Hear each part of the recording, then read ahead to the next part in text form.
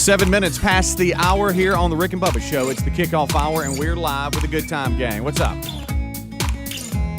Bible study live today, noon Central. If you are listening live, and it's Wednesday for you, the night.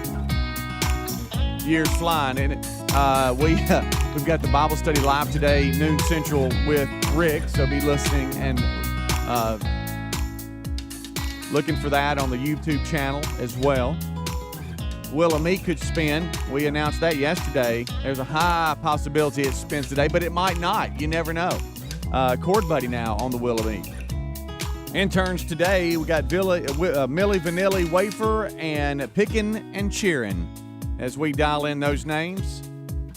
And they will be answering the phones when you call 866-WE-BE-BIG. Well, let's get them in here. Right over there, right past that little window, just touching about 10 different pieces of equipment, making it happen, is Eddie Van Adler. He's got TV rolling, and to my right, already got some coffee, is Greg, so watch out. And there's old Helmsy, his little best friend. What's up, guys? How are y'all? Well, we best friended again today. Go pick him up. I was standing at the window like a little kid waiting on a school bus. Had his lunchbox. It did kind of feel that way because I've gone to a backpack now. Yeah. And I want to admit I don't like it at all. You don't? No. Oh, little Johnny don't like his backpack. And I'm gonna stick with it. Yeah. Because I'm kind of punishing myself. Mm-hmm. But I just You're cannot. punishing? I cannot get used to it. I never really Did wear. you lose your other one? Well, Why are you no, punishing yourself?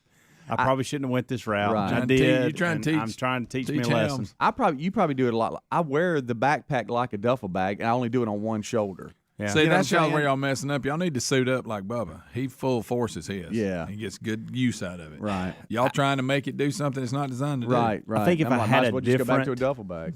If I had a different backpack, it may be different. I don't know. How about that just- bag I got? I don't- It's so big. It's a carrying case. Workout bag. Yeah, I love it. That's a big one. It is. Then Are I got you my- going then I on a got my road? little- Are you then I going on a got- road Oh, I thought you were trip? talking about your carrying case. No, my satchel yard jealous yeah. of. Yeah. That bag you carry around here is, you'd probably have to check it in if you were getting on a plane. Oh yeah. what's You funny. definitely couldn't carry it on. Here's what's funny. There's only like a pair of shorts and a shirt in it. That's all I'm saying. You can tell the way it bends. And a towel. That's it. I got a lot of extra space. How many places do you think you have passed over the years where you could go in and get just a really small little bag? A lot. But I don't know. It's just part of it, huh? It gets hung in the door when I walk through. That's all right. It's really big, y'all. I don't know. Somebody gave it to me. I think. Oh, okay, there it is. Yeah. And, It's a and freebie. now we got it. Yes, freebie. As I was standing in my window, or near my window, looking out of it this morning, waiting on a ride, I did say out loud, "So you're 43 and waiting on a ride to work." So this is what's going where on it's in the come world. to. This is And you're yeah. excited Yeah, because you it's get like, to see little man. Sure.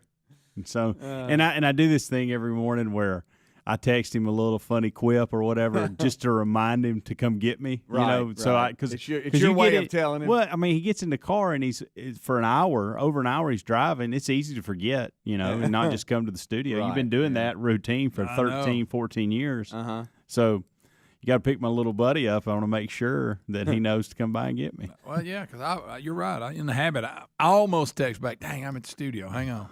And that's why I text when Don't I do. think that can't happen. Because I know you will come forget. through there about 4 o'clock in the morning. And so my text is about 3:55. That's probably smart. So I've done that, not picking somebody up, but just, going somewhere that and I'm on the road where I maybe normally come to work and whatever, and I'll get off the wrong exit just out of habit. Yeah. And I'm like, what am I doing? yeah. I do it all. You got to swing back around, get it back up. I'm not going to work right now. What am I doing? Well, hopefully this was the last day of this, and for Greg's sake, but may need one more day. It's not a big deal. But it looks like I will have vehicle ready at some point. Well, good deal. Tomorrow, Yeah. worst case. Little Johnny standing at the curb. I had Got my thermos. I look. This was me. Hey, Backpack on. Okay, Yeah. backpack on. Holding this like this. Yeah. Waiting on the school bus. Standing in Yeah, the window. just waiting. Here it comes. How many times? This is that time of the day. Not a lot of traffic. I was how many times the car come by and you go, there he is always. When I saw the You see lights, lights hitting coming the down the trees. hill, Oh, man. yeah.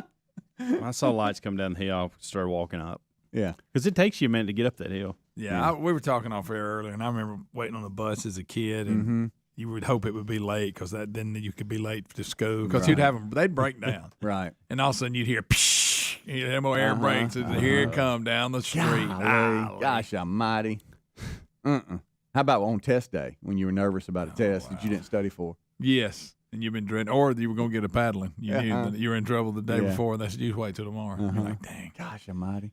I sure do hope the bus is late today. What grade did you get the most paddlings in? Fifth. Fifth? I don't know, something about That's a the good fifth grade. question. They had to paddle a bunch of us. I was third. Third? No, early I was fine. Fifth grade. Third, man. Miss Wilson, bless her heart, but she had to go get a witness about every other day. Oh, and the take me witness. out and take me, knock on the door. Hey, can you come out here, please? Okay, You look. couldn't do this now because they would file some type of lawsuit, but I got one time, and none of the other teachers were available, so they let the class be the witness. Oh, up So in I was in front. front of the entire class, and she was just lighting me up. Put your hands on the desk. And it hurt bad, and I tried to act like it didn't. My eyes were getting welted up. I don't. In front of, I mean, could you imagine if you did that today? Oh. You humiliated him in front of his Yeah, friends. you wouldn't be able to. You're in trouble. So I remember she said, just get against the wall. The class is the witness. And I'm like, dang. You know, I don't think I had a year where I had a bunch of paddlings, but I don't think I went a year without getting one. Yeah. At least one. Yeah. I think every year. Seventh grade was pretty active. And I think it all started in between fourth and fifth grade, somewhere around there. I don't know and why. then every year after that. I have no idea why I was got one. I was such a handle in third grade. I think I was just trying to make everybody laugh and You goof thought you were off, and I funny. was just totally disrupting the class. It was worth the paddling. Did you ever get a ruler to the hand? Oh, Put your- yes. put Now, your hand that on- was early. Yeah. Put your hand on the desk. Well, listen, I had a teacher in like the third grade that would take a bolo paddle and like where you're sitting at your desk, and she'd come up and beat you across your thigh with it. It hurt. Good night. She'd hammer you on your thigh Just while a you were different sitting. time, wasn't it? Yeah. Well, we feared those people, Yeah. too. That's the Yeah, thing. I tell you what, we shut up when they said Yeah. Right. Yeah. And as I got older, then I would just beg them, do whatever you have to do to me here, but do not call my house. Oh, Do not well, call so my both house. my parents worked at school, so I was in trouble. Yeah, I got there's it nowhere twice. to hide for you. No, I'd have to walk But past I my just mother knew- to get the paddle. Yeah, I just knew if they called the house, I'm getting it twice. They're going to tear me up here and then tear me up at home. What grade when we were talking about teachers, they were in the class paddling. After seventh grade, that went away, and it went to just the principals. Uh-huh. Yeah, not for We us. started our eighth grade, then the principals handled it. Okay. But from Really? up to seventh, the teacher in the class, and we knew which teachers could swing hard. We had this one teacher, Miss Hamby. She was really old, but she finally got smart, and there was a male teacher beside her, and she'd get him to do her paddling Ooh. because she realized what we were doing. We were like, Miss Hamby's old; she can't paddle. I'll show them. She tried, but so she finally realized that she couldn't do it. Yeah.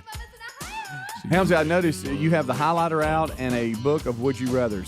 Well, I'm trying to. What you got over there? Would trying you to- rather talk about Would You Rather? I'm trying to, in case you call for it, I'll be ready. Yeah. Doesn't have to happen today, but I've been laughing over here reading some of them. And y'all don't like this game anyway, so I don't know why we I would like play it it. when the rules are right. Yeah. I'll be right back. Rick and Bubba, Rick and Bubba.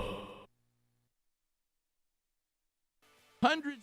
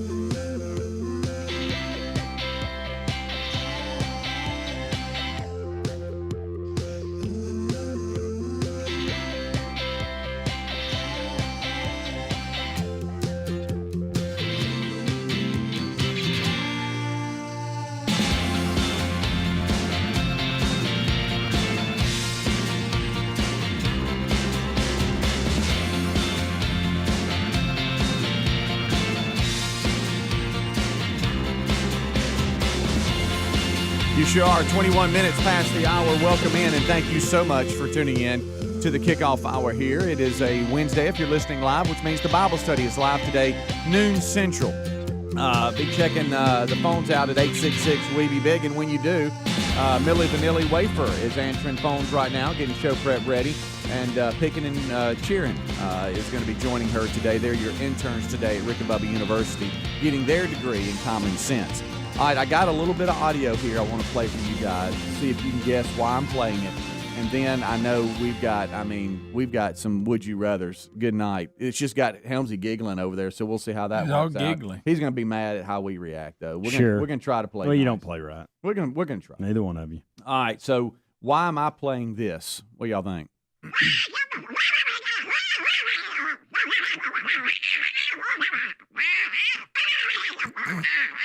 I wish you were doing that. Is that Daffy or Donald Duck? Well, I mean, I'm asking you. I don't know which That's one's Helmsy's which. dentist. That's a good one, by the way. Inside joke. Donald Duck. Yeah, that is an inside joke. Yeah, Donald Duck's doing Was something. that a little annoying to y'all? Yeah, it was annoying. Very annoying. So to Greg's point, I had to have a root canal one time. Mm-hmm. Dr. Dudney referred me to a guy, and halfway through the procedure, he started talking like Donald Duck and did a really good job, but it would confuse me and it caught me off guard. And it was a little worrying knowing that he had drills in my mouth. Now, I'm assuming that's like, Donald. Hey, so how you doing? Is it Donald Duck Day? It is National Donald Duck Day. Okay. Where y'all at on Donald Duck? I I don't. I don't know. I don't I can either. take him or leave him. Do y'all know Do y'all know when the cartoon debuted? What year? 1927. Not bad, Greg. Really, that Not far bad, back? Not bad at all. I was actually going to say 60 something. No, but 1934. so 30s. Wow. The Wise Little Hen was the debut in 1934, the summer of 1934. And that clip was an angry Donald Duck. You're Donald Duck. Can you do one? What cartoons did y'all watch as a kid? He tried to say, I don't even know what that is. He tried to say, "What are you doing?" I have no idea. That's right up there with your Charles Barkley. That was so fun yesterday. Goodness gracious. So what? Did you say something? My goodness. What's the weather? Would you rather? Oh, would you? What's the weather? Say something to your buddy. Huh? Say something to him. I don't even know where to start. Just try it. Try it. We're not doing anything else. I don't know where to That's start. it. We're gonna just play music. Just move on. Playing music. Say something to I him. want to know. Say something to him like I don't know how to. I don't even know. Try it. I don't know how to try. Try. Try. I guess too much Just pressure. try. Are you screaming at me? Do that. Goodness gracious. Your facial expressions That's the come key. with it. Yeah, that's the key. All right. Well, we're just going to go back to break if That's you don't fine. say anything. Just say so. What are you scared for? I'm not scared. I don't know how to do it. Hey, help your little man out, Greg. Look, he's scared of it. Frightened. Try it. I don't even know where to begin. None of Oh, us my sound like a duck, gracious. by the way. I'm Just- trying. I am trying. Like just it's move like on. I mean, there's Wow. Wah. All right, never mind. I mean, What do you have, Donald Duck do fright? the would you rather and as Donald Duck. Yeah. huh? Then we won't be able to hear it, but yeah. I don't even. I You don't, can't even utter a noise. I can't. I don't even know where to Just start. move on. I Good can't night. make my mouth or my Okay. throat or any of that do Let's it. move Oh, on. my gracious. I mean, it's not that big a deal. Well, Speedy's doing such a good job. I mean, I'd be intimidated. That's the thing. Is that after hearing that, I mean, how do you follow that up? Now he's just making it like he's chewing. See, I don't want to sound like that. Not even close to a duck at all. I asked you if you were jealous. Yeah. A little. All right, what do you got? Since No, you I'm not- can't even make a I don't noise. Go ahead I don't over there. wanna- Yeah, so Got a which big would H you on the rather? phone. Yeah, By the way, you got do. a lot of emails. People frustrated with y'all about the way y'all are handling this. Well, I thought the last time we did really good. better. The first time was very frustrating on my end because it didn't explain things The last like time what's you the got to admit we situation. did better. Yeah, we did. You even said we did better. I said you did better. I'm telling you, I didn't say me. Well, I the said last- the don't know what they're audience. talking yeah, about. yeah. So There you go. You see, I don't even know what that was. And none of us sound like a We didn't say it was going to be good. I'm not big on doing things that I'm not halfway decent. I at. know. I mean, get it. I I'm don't- saying and I don't even know where to We do that begin every on some day of this here. stuff. That's true. We've been making a living. We're at not it. really good at this. I so have we're doing I it. have my good zones. I try to stay in them. I got it. Hey, That's not bad. You actually might be the best one in here. Don't know what's going on. That was better. I don't even know what I'm better. doing. That was better, little man. Okay, buddy. All right, so what you I got? like how you reluctantly did it. He got it. It looks like he's getting tased. I don't want to do it. Get over with. This is why I didn't want to do it right there. Would you rather do Donald Duck? Don't tase me, bro. All right, what you got? Would you rather get your head? Wow. Yeah. See, y'all got me out of my zone. Would you rather get your head stuck in a fence for 2 hours Ooh. or be in an elevator shaft for 8? I'm going head in the fence. Because I can at least look around. Something about that elevator. That's always been a fear of mine. You're going to make it out unscathed, both I may not. situations. Yeah, I'm gonna go fence because I'm outside. As long as Is I'm Tony not like Robbins hung in there up. with me? No. You remember that movie Why when would him and he? Jack Black were in Yeah. they got stuck in the elevator? I do remember. You don't remember that one? Yeah. All right, go. Now he's getting comfortable. He's getting See, now comfortable. look, he's, I know what. now he's showing out. Is what he's Yeah, doing. he realized What he's that done. means. I've got one. Hold on.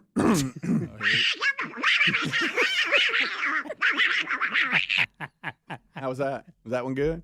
All right. I don't know what's happening. I don't know either. I'd been thinking about it. Y'all wouldn't rather have your head stuck in the fence? Yeah, I would. I just said I would. Yeah, I think I would. Yeah, I don't. Time. Well, I'm thinking about the time difference. Yeah. Like, 8 I hours handle is a the long fence, time. Yeah. Maybe time for one more. Would you rather spend the rest of your life as a circus clown or a street performer? Street performer? Now, what's that mean? Well, you can be a mime. I would rather or be you a can, okay. you can, I'll give you options street here. performer. Or you Can can I pick- actually play an instrument out there and sing. Okay, I'm can I street pick what performer. I would do out there? Yeah. I would like to be able to juggle stuff. Okay. But you want to do it as a street performer, Yes, as not a street not performer. at the circus Yes. as a clown. Even though when I was a kid, I thought the clown was probably a pretty good gig. But I've always really wanted to play the guitar and be able to sing. Yeah. And so I kind of like to do that with my guitar case open. You would be a and mime. people just throwing stuff in there like you ain't yeah, great. but you and would I be a ain't owning mime. it. If you were a street, you would have to be a mime. Okay. Maybe I What do about that them sometimes them, during them the day. bizarre people that paint themselves like a statue and stand there? Have you seen No, those? see, I don't You wanna people stand get their there. picture made with them and they never move. Yeah. That's weird. How they I do? think it's Wait, something wrong. how they look? There's something wrong with you Yeah. doing that. All right, 29 minutes past the hour. We'll take a break. We'll come back. He's still just a marking up over there on Would You Rathers. We could do a little bit more of that. Yeah, we can take your phone calls. Right now, Millie Vanilli Wafer is on the phones. Don't forget today, Will and Me could spin Bible study live today, noon Central. Don't go anywhere. Rick and Bubba, Rick and Bubba.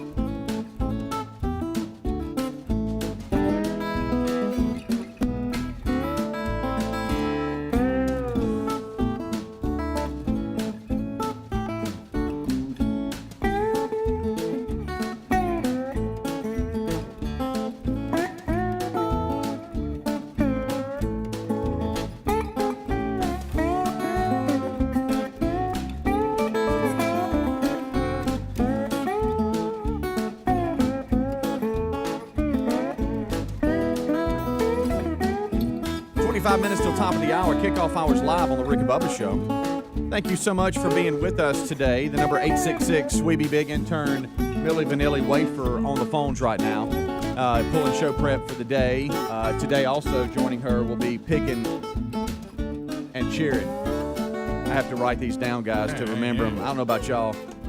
We'll get dialed in, though. Some of these interns have just been named. We still have one more, and I believe she will join us starting tomorrow, so we'll try to get her named this week. Out of the 5, I think she's the only one left. We have so far the winner, Millie Vanilli Wafer, Boom Boom Bazooka, and Pickin' and Cheerin'. And now Mackenzie, who goes to Alabama, is the only one left. That's right. Oh, my goodness. This portion of the show is brought to you by our friends at HelloFresh.com. I know Adler has used this. Terry has actually used HelloFresh.com, and it's very. I've thought about trying it. Yeah, really? You need to. I have. Because I mean, there's nothing worse than. I think I'm going to do it. It's time to eat. Hell's bragging. And you look around, you're like, man, I got to get back out or something. I and then know. With HelloFresh.com, you've already got everything right there. It's right there in front of you, and it has come fresh right to your door. They offer more than 27 meals to choose from every week, with new recipes constantly being added.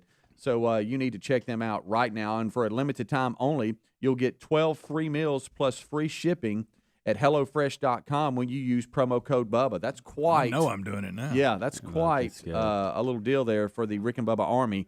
Again, that's 12 free meals plus free shipping at HelloFresh.com when you use promo code Bubba. 12 free meals plus free shipping with promo code Bubba at HelloFresh.com. That's HelloFresh.com or RickandBubba.com under the sponsors button. All right, as we come back, I know Helmsy's probably got some more Would You Rathers. I wanted to ask you guys, I know, Greg, yours are a little older now, so they're past this age. So I don't know if your two kids that are now already grown, have kids, their own family, do this. And Helmsy, I don't know, maybe Braden does it, but I've got, a 17 and a 19-year-old, and then the 24 doesn't really do it, kind of does. They don't call anymore. It's all FaceTime. I mean, you don't get an audio-only call. Everything's FaceTime. Yeah. But I've noticed something because I've been with them when they FaceTime someone else, and I've noticed a trend that's moving along, and that is that they don't always talk to the person that's on FaceTime. The person on FaceTime is just kind of hanging out with them. Huh?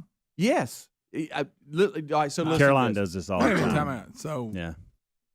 What do you mean they don't talk to them? Let me They give you, do their own thing, but they're just still on, and so they can see each other doing their own thing and hanging out. All right, so let me give you an serious. example. So JC is on the all phone Caroline's with one of world. his teammates the other day.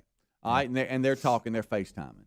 Well, all of a sudden he comes in the kitchen, I'm in the kitchen, and he puts the phone down. So now the and that guy's just sitting there looking? What the person is looking at is the ceiling. Why? And he's asking me questions and goes to the refrigerator and starts making a sandwich and stuff like that, and he's not talking to the person. Yeah. And I said, because I'm. But what does that person? Why do they want to stay? They're just kind of hanging out, and I've noticed this. I mean, this isn't the first time. It's been going on for a long time. It's not. Yeah, you're right. And so I wasn't brought that. We weren't brought that up. We that didn't way. have the technology. If we're on the phone, we're talking to the person on the phone, then we hang up and the day moves on. I don't okay. get this. And so I looked at him and I'm like, Is Colson still on the phone? He goes, yeah, he's right there. Yeah. Hey, Colson, you there? Yeah, man, I'm here. And I'm like, But well, they're not talking? Are you talking to him? Or, well, yeah, I mean, I'm coming back to him. Hey, man, and then he just goes back to talking to him and then moves on to something else as well. So I brought this up to Tyler. I said, Tyler, you're 24. He came in town the other night. We went out to dinner. He said, I said, let me ask you a question. I said, I've noticed something with both Reese and JC with this FaceTiming thing. Do y'all do that? He said, not as much, but yeah, it's like the other day, and he mentioned one of his friends. He said, a bunch of friends of mine got together and went out to dinner, and I was FaceTiming one of them, and he just put me on the counter there, and I watched him eat and listen to the conversation, and then I let him go. And I'm like, so are they actually talking to you? And he goes, that comes and goes. But that is something that this younger generation is doing, and I can't get past it. Are we going to start doing that? Every time they call me, if they call Dad, it's FaceTime. They And don't. then when they're done talking to you, they just lay you down. Yeah. Hey, Dad, you still there? Yeah, and like yesterday, for instance, JC is off in South Carolina doing this little summer collegiate league. He calls me, and then he is driving. So he's walking back out to his car.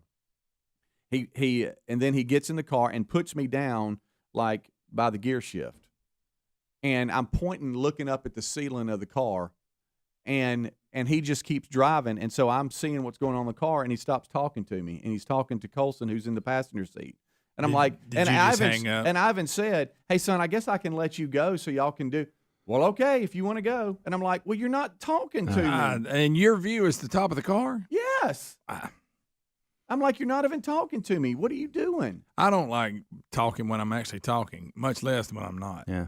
So you're getting this too, Helms? Caroline does this all the time, and she has her little earbuds in, Yeah. and she'll have FaceTime going with one of her friends. There'll be one of three, really, that they do this with. And so it all started, I think, during school when they would have homework that they would work on together. Okay. And they would never really – they just would sit there with their phones on like that. Both of them would have it set so that they could see each other, but they'd never talk. They'd just do their homework. And every once in a while they would ask, hey, what do you think about this? Is that right or wrong? Which I think is a good thing that they're working on homework together. I get that. But the fact that it's not, hey, you work on yours, I'll work on mine, and I'll call you if I need anything. It's just we just leave it up. Then the other day I walked downstairs, kind of I don't know if it's just a main little area where there's TV and a little basketball goal and ping pong and all that.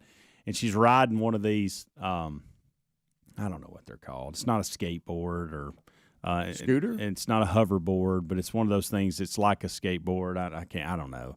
But anyway, she's right. I feel really old trying to explain this. The fact that I don't know what it is. But she's on that. She's got her earbuds in, and the person can't even see her riding it. See.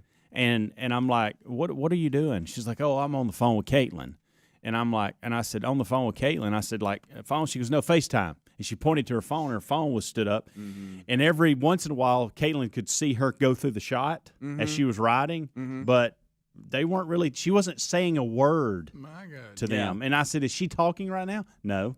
And I'm like, what are y'all doing? Well, hang up and call me back. I don't get this. We were brought up when you talked on the phone, which is to Greg's point, we didn't like to do. But when we talked on the phone, you had a conversation, and then you hung up, and then you moved on with your day. Now it's FaceTime. So just turn it on and leave it on. And that person just kind of hangs out with you. That's weird. And you talk to them, and then they just are very, to my opinion, uncomfortably sitting there waiting on you to come back to them. What if you forget they're on there and you start talking about them? Well, I haven't said that. I thought, hey, he's still on y'all there. quit talking. Or he might be like JC or Reese might be talking to a friend or like little girlfriend or something like that, and I'll like come through and I'll look over and you can see their face looking up at the ceiling and they're doing something else, and I'm like, shouldn't you be talking to them? What are you doing? Yeah. Oh, I am. That's No, weird. you're not. You're at the sink. They're over there. What are you doing? Oh, I'm coming back to them. I'm just making I'm making a shake. Okay, well, you don't want to say, hey, I'm making a shake. I'll call you back. I mean, you're obviously not having a conversation. And I do know if they ever are in trouble or need something, it's an audio call. It's not FaceTime. That's the only time they and it's, hey, Dad. Mine's usually a text. Hey, Dad. Oh, boy, what? Yeah, I'm out of gas. Yeah. What, buddy? But anyway, I just wanted to see. So you're saying it's not just the boys, okay? And I told Caroline, I even made the comment. It makes me uncomfortable. I said, if y'all want to hang out, it's summer. Why don't you hang out? Mm-hmm. Of course, the next day she was over there, which is fine. She's love their family, but. I don't get the whole I'm FaceTiming, not talking. No, we're just watching each other. It's like and my this goes on right for there. Greg. Don't think this goes on for 10 minutes. It goes on for hours. Mm-hmm. So I would have somebody on this phone right now while we're doing this. Every now and then I go, you can hear that? Huh? Yeah, right. That's exactly it. Yeah. I mean, I have to, be careful. I mean, like if I do too. I mean, you got to be careful. You can't just walk through. Yeah. Let me just tell you that. And this is before the pandemic. That's another so thing. It's I one thing. don't want to get emails. Well, this is because of the pandemic. Nobody could see each other. No, this was happening before that. This was going on in my house before. Because I know there was a lot of FaceTime and stuff when you couldn't get out and see your loved ones, and you were FaceTiming them, and so you could see them. This is not a pandemic. This was before that. This is a new trend where they don't just make phone calls. It's all FaceTime. Yep. And you're not always having a conversation. The person just hangs out with you. Yeah. No, you're all over this. I can confirm. Mm-hmm. But back to that, so not only, Greg, do we have to worry about what we're saying, which is a good thing. I mean, I need to be, but what you look like, that's the important thing. Yeah. Daddy can't just walk out in his underwear anymore. Mm-hmm. I mean, you love to do that. So if I ever if I ever come into the room or whatever, I'm going, hey, is this just you and me? Or I have to ask that. I have to announce it. It's a qualifier. You have to have a qualifier before you have a conversation. Like if I have to have real talk or serious whatever, and I'm like, hey, or we need to discuss something, it's like, hey, is it just me and you? And it's always, too, if they're playing Xbox or something and they've got a headset on, it's like, I know. Hey, mute your mic. Who's on with you? Yeah, exactly. But now it's just like you just never know. Yeah. You have to. Let's do away with these phones. Caroline will come. I know ask we sound me really old right now, but that's just the new thing. Well, but to me, that's a waste of time. Yeah. Right. Caroline will come in the room and ask me. She'll have her earbuds in, which is a sign to me that you're either listening to something or talking to someone. Yeah. And she'll come in and her phone's in her hand and she'll go, "Hey, can Kelly and Caitlin do this? Mm-hmm. Can I do this with them?" And I'm like, are they on the phone right now? Because if they are, you need to hang up and we'll talk about this out. Right. No. Well, see, I don't know that because you're constantly on the phone with them, whether you're talking to them or not, FaceTiming, hanging out, whatever I'm going to start call calling y'all and just laying the phone down. Yeah. Well, one time the voice scared me because I came in from outside. And like Reese was like in the kitchen or something, and, hey, Pops came in or whatever, and I'm like, huh? And I said, hey, Mr. Welburn, what? And it's like the phone's way over there. And I'm like, good night. Where'd that voice come from? Who is that? And what are you doing? All right. Well, we actually used to make phone calls, but not anymore.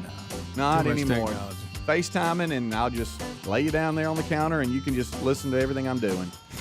And every now and then I'll come back to you. But you can see the ceiling a lot, A lot. Oh yeah, that's it. I wouldn't stick around for the scene. No. Rick and Bubba, Rick and Bubba.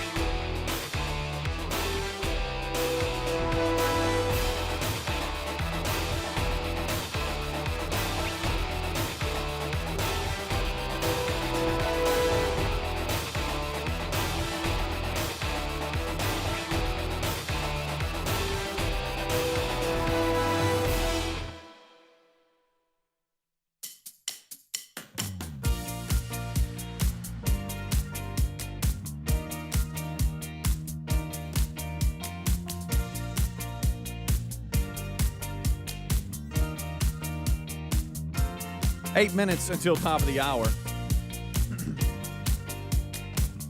866 We Be Big is our number. We have Millie Vanilli Wafer. She has screened up some phone calls. We're actually going to take Derek here out of Illinois. We got some other stories to get to, and maybe one or two other Would You Rathers before Rick and Bubba join us for the main show at top of the hour. Derek in Illinois checking in. What's up, Derek? Morning, good time, gang. Hey. Now, this is a win-play show. Okay. Because, it was about 11 years ago, because it was whenever I first got married. My wife had gotten an iPod, and on the iPod was FaceTime. Now, it was in the morning, and I was making my morning bathroom trip, and I had never known what I'd never really used an iPod, and so I clicked on FaceTime. Well, she only had one contact in there, and that was her sister. Okay. Oh, and so I pushed her name, and it made like a funny noise, like it was connecting. And while I'm on the toilet, I see her sister's face. Oh, no. And I could not hang up. Oh, God. Fast enough. Oh, no. So you've got to watch what you're doing. You do. You absolutely do. And Oops. Yeah. Thanks, buddy. Appreciate you calling. Yeah, it's just weird. If you're just joining us, we were talking about teenagers and FaceTiming now, not doing audio calls, and then they'll just move on with their afternoon, and the person with their FaceTime and just sits there. And I mean, it could be something where they like leave the room and they just sit there and then they come back.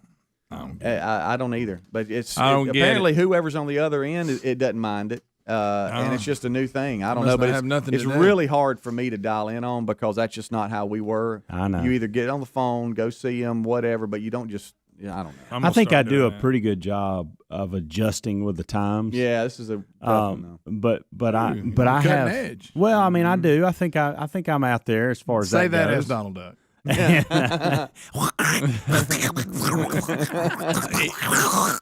embracing it. Yeah. You remember a while ago you couldn't even do it. He said he couldn't get his mouth to work. I couldn't. I could not physically. You were I frozen. could not physically get that to work. And if you want to know why in the world he's doing that, it's Happy National Donald Duck Day. Yeah. This. But what I was saying is, but there's some things I'm just not going to tolerate, like you on a phone with somebody else when you're trying to have a serious conversation with me. It's none of their business, number one. I agree. We can't have the father-daughter, father-son discussion that we need to have about what's going on with possibly even the person you're on the phone with. That's just unacceptable. Yeah. So I don't understand why I have to say that about 5 or 6 times before we figure that out. Yeah. Hey, I've told them this too. By the way, I've said that. By the way, if you ever do that again, the answer's no. It's an automatic no. Yeah. If you come in here and ask me a question about the person that's on your phone, whether it's to spend the night or hang out or whatever, and they're still on the phone and we've had this the answer, don't even ask. It's a no. It's a hard no. We used to get in trouble for that, asking if somebody could spend the night in front of them. That's one of my your biggest parents. pet peeves. My dad would be, hey, don't put me on the spot. Yeah. I know. You know I don't like that kid. So I guess last night it was 8 o'clock maybe, and Terry and I are in the truck. We had to go somewhere. We're coming back. We're coming back. Phone rings. It's JC. FaceTime, of course. Answer the phone. I see the ceiling of wherever he's staying in South Carolina, and I hear his audio. Hey, I had a question. Wait a minute. Through the whole thing, I never see him. I'm just talking to him like I'm on an audio-only call. And the whole time, I just see the ceiling. All right, thanks. That's all I needed. So they just use it as their phone. That's it. No, That's what they do. I do know this, and to your point, they do. Now, I know when you FaceTime somebody, it shows up different on your phone, like it'll say FaceTime or Mob or whatever. So I wonder if they're just getting in a habit of hitting that first thing that they see. Well, no, I mean, because you'll have one with that and one with the regular. But it is their preference. Well, yeah. I was going to say the only reason I know he meant FaceTime is because the phone was looking up at the ceiling and he wasn't holding it. He wasn't holding. Yeah, but anyway, it's just crazy. That's just new times, I guess. I got a headline for you here before we join the guys here for the main show, and just tell me what y'all think. I want to get your reaction. Philly naked bike ride. Oh, goodness. Participants required to wear only one item. Do you want to know what it is? No. Philly naked bike ride participants, that's a thing, required to wear only one item. There better be a jock if you're a guy. I knew you Some were gonna go special You're going to try to shorts. ride? Yeah, some The annual Philly naked bike ride. Do you want to know what it is? They're only required to wear one thing: What's that? a face mask. So we're going to wear a face mask, but everything else is going to be there. You can't ride a bike. I'm looking at this 10 miles Yep. with no pants on. No, they are set to hit Philadelphia streets in a couple of months for the annual event, the Philly Naked Bike Ride. But I they thought are you couldn't saying they be naked in required public. that they're not required to wear clothing except for one specific item: a face mask. Isn't there like a law against goodness. being naked, though? I think so. It's going to happen August 28th. It's a free-spirited ride. It encourages nakedness and has been labeled as Look at this. Bear As You Dare event. It's going to you require seen- mask based on the city's earlier coronavirus restrictions. So they're going off the city requirement. Don't like to be naked at all. Especially I on a mean, bicycle. Right, got let me a ask you a couple question. things: shower and then the obvious. Does a face mask hide who it. you are, your identity? No. Like, I don't know who you are. But hey, Huh? Oh, Greg. No, I'm going to tell you, everybody that's going to be naked, they don't need to be. No, it's yeah. it's never You're who listening. needs to You're be. exactly right. which goes back to You're this. exactly right. They're promoting a positive body image. Have you seen some of these people? There ain't nothing positive about it. No, Cycling advocacy right. and fuel conscious consumption. Okay. The naked bike ride is promoting those things. Yeah. Just in case y'all Guys, I want. got to tell you, it's hard enough riding a bike. I couldn't be naked. I know. Guys, I don't see it's not possible to God. ride 10 miles on a bike naked. I was sore for 30 days after Bo Bikes Bama, I and I know. had those special shorts and that special Sure, like you liked yeah, it. the D's, Stuff. D- Wait, hey, Yeah, buddy, well, calm down. what it was It called. was actually called D's. I know. That's what it He was just called. wanted to say that, though. He But couldn't wait to get that. I was lathered up with that and Yeah. had special shorts on and was still it was still rough. crazy. I do not. So I can't get it. imagine. Don't this. get This it. doesn't make any sense. Don't get it. All right, we'll take a break. The boys join us for the main show. Don't forget Bible study live today, noon Central. Willamette could spin. It's all on the table, so don't go anywhere. The guys join us next. Rick and Bubba, Rick and Bubba.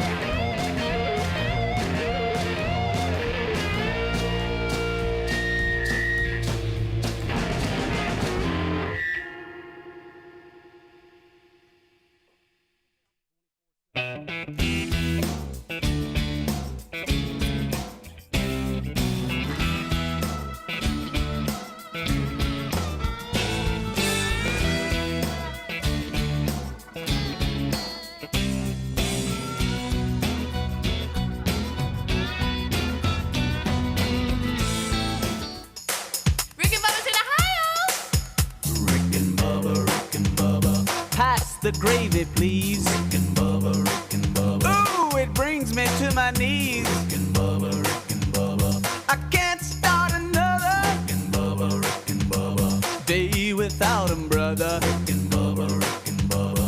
Ooh, there is no other. Rick and Bubba, Rick and Bubba. 6 minutes past the hour. The Rick and Bubba Show. 866 We Be Big is our number. Gonna be a big This hour starts with our national anthem.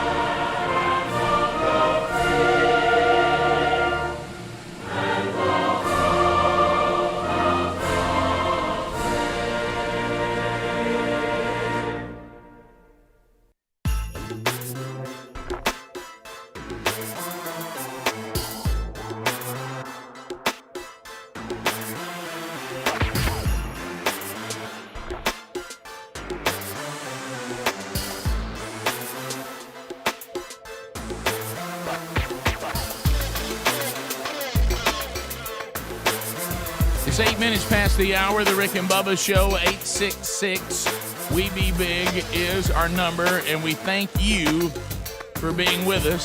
Speedy, the real Greg Burgess, Helmsy, Eddie Van Adler, Team Rick and Bubba already giving you a kickoff hour. You can catch that on the Rick and Bubba Radio Network if your station carries it. Most do. It's always available on our YouTube channel, our podcast archives, and our TuneIn app. The TuneIn app is available for a free download if you want to be able to get all the Rick and Bubba you can stand wherever you are, no matter what, including historic moments 24/7. It is also available if you search Rick and Bubba on iTunes in the Apple Store. It's there too, and for a free download. So all kinds of ways to get the show now, however you get it, include the kickoff hour as part of it. Interns helping out today, Millie Vanilli Wafer is here and picking and cheering as they crank out their degree in common sense, that now a superpower. And they will work the phones at 866 We Be Big. And across the way, there he sits, the pride of Cedar Springs, Alabama. Most of you know him best as Silver Tongue One, man with a golden voice, professional and cheaters man of the year, the inventor of pizza in a cup, Shakespeare's worst nightmare, and a master of the King's English. Ladies and gentlemen, put your hands together for Bill Bubba Bussey!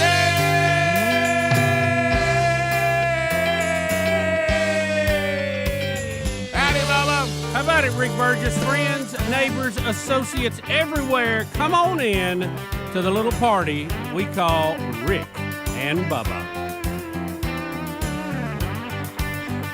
Let's go.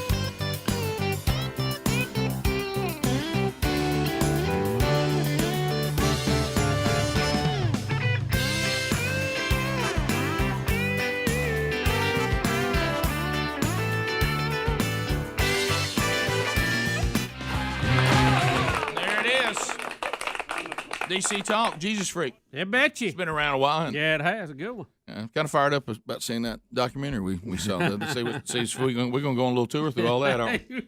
Probably so. You are.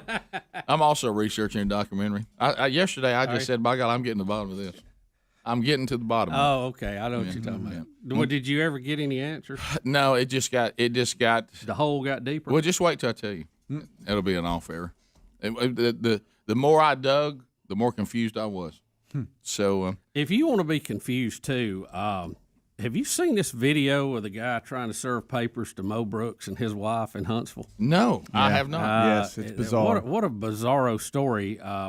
He's actually being sued by Democrat Eric Swalwell. Isn't that his name? He's the guy. He had his own problems back recently with some accusations about his behavior, but we've got this guy.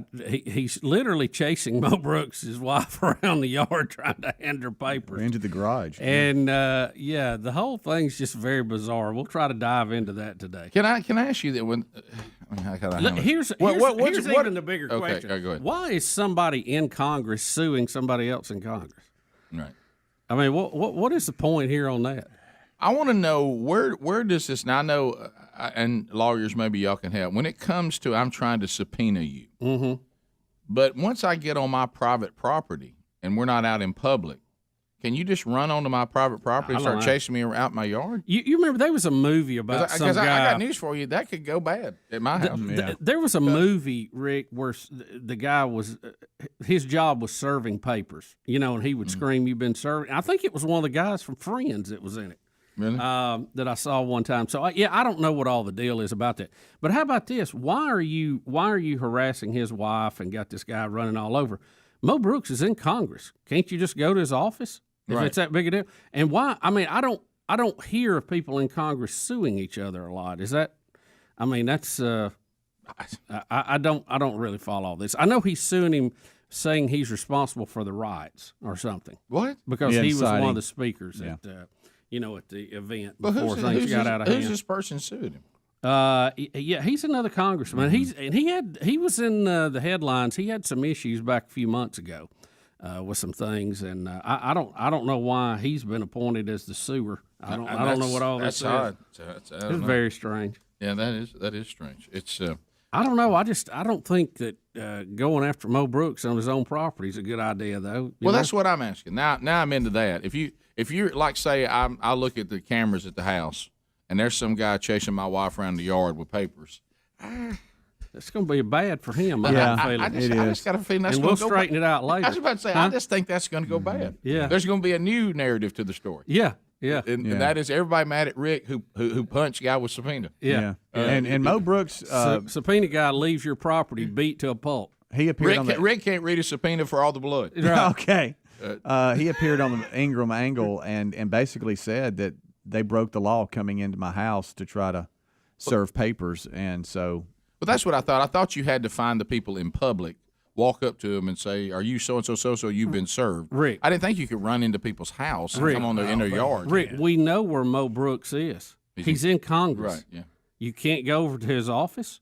You can't catch him when he's in there doing a vote or something. Right. I mean, what? I don't follow this. I don't know. Somebody needs to help me out with it. Now, see, I mean, that's my driveway. There's my truck if I'm there, and this guy. See, look at him come up here. She's returning from church, and she pulls into the driveway, and he opens the car, runs into her garage, and she's trying to go into the house. That's a bad move on his part. Hey, that ain't gonna work on the crest. That ain't gonna work on the crest. No, I don't know what the law is, but that's a bad idea, dude. Yeah, I don't know what the. Hey, about this, I don't know what the law is, but we'll find out. Because that ain't gonna happen. Yeah, we may have another lawsuit. But to Mo Brooks, what you're saying, Mo Brooks said he could have served as I walked into the Capitol. That's what Bubba's saying. My schedule's public knowledge. Right. There's no reason My for goodness, this. give it to Caitlin. She'll run up to it.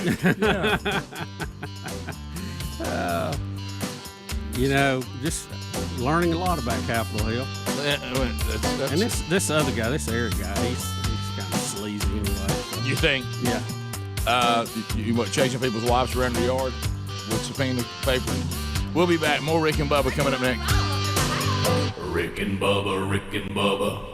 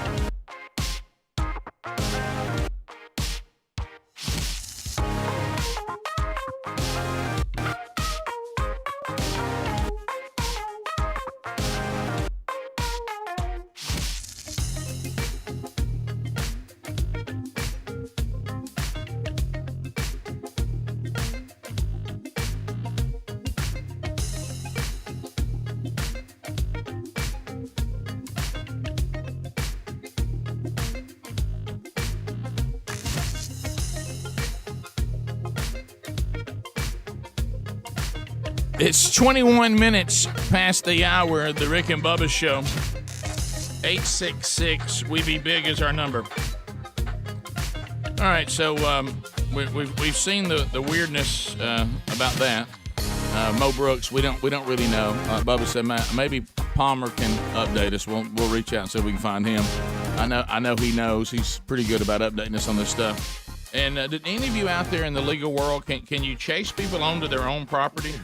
Well, I think you can go to their front door and knock on the door and serve them a paper. But I mean, you've been served. But you can't. You can't go running into their garage and trying to enter their house to do it. Yeah. So anyway, Swalwell is the one that's after. Yeah. Yeah, he is. That guy is creepy. He's the one that hired the. Yeah, he's the guy that go do that. Yeah, and it says that. What was he in the news about here not too long ago? Do y'all remember? So he's suing Mo Brooks, like you said, Bubba, for inciting the U.S. Capitol riots after Brooks appeared at Donald Trump's Save America hours before the riot, and he says that he told the attendees, "Today we kick some A." Now I don't know about that, but I mean, this thing seems odd that you're going to sue him for that. Why is Swalwell still? Why has he still got a burr about this? I mean, they won. It's over. And I mean, it's it's never really over. But yeah, I don't know. But they're saying that what happened here, what we just saw,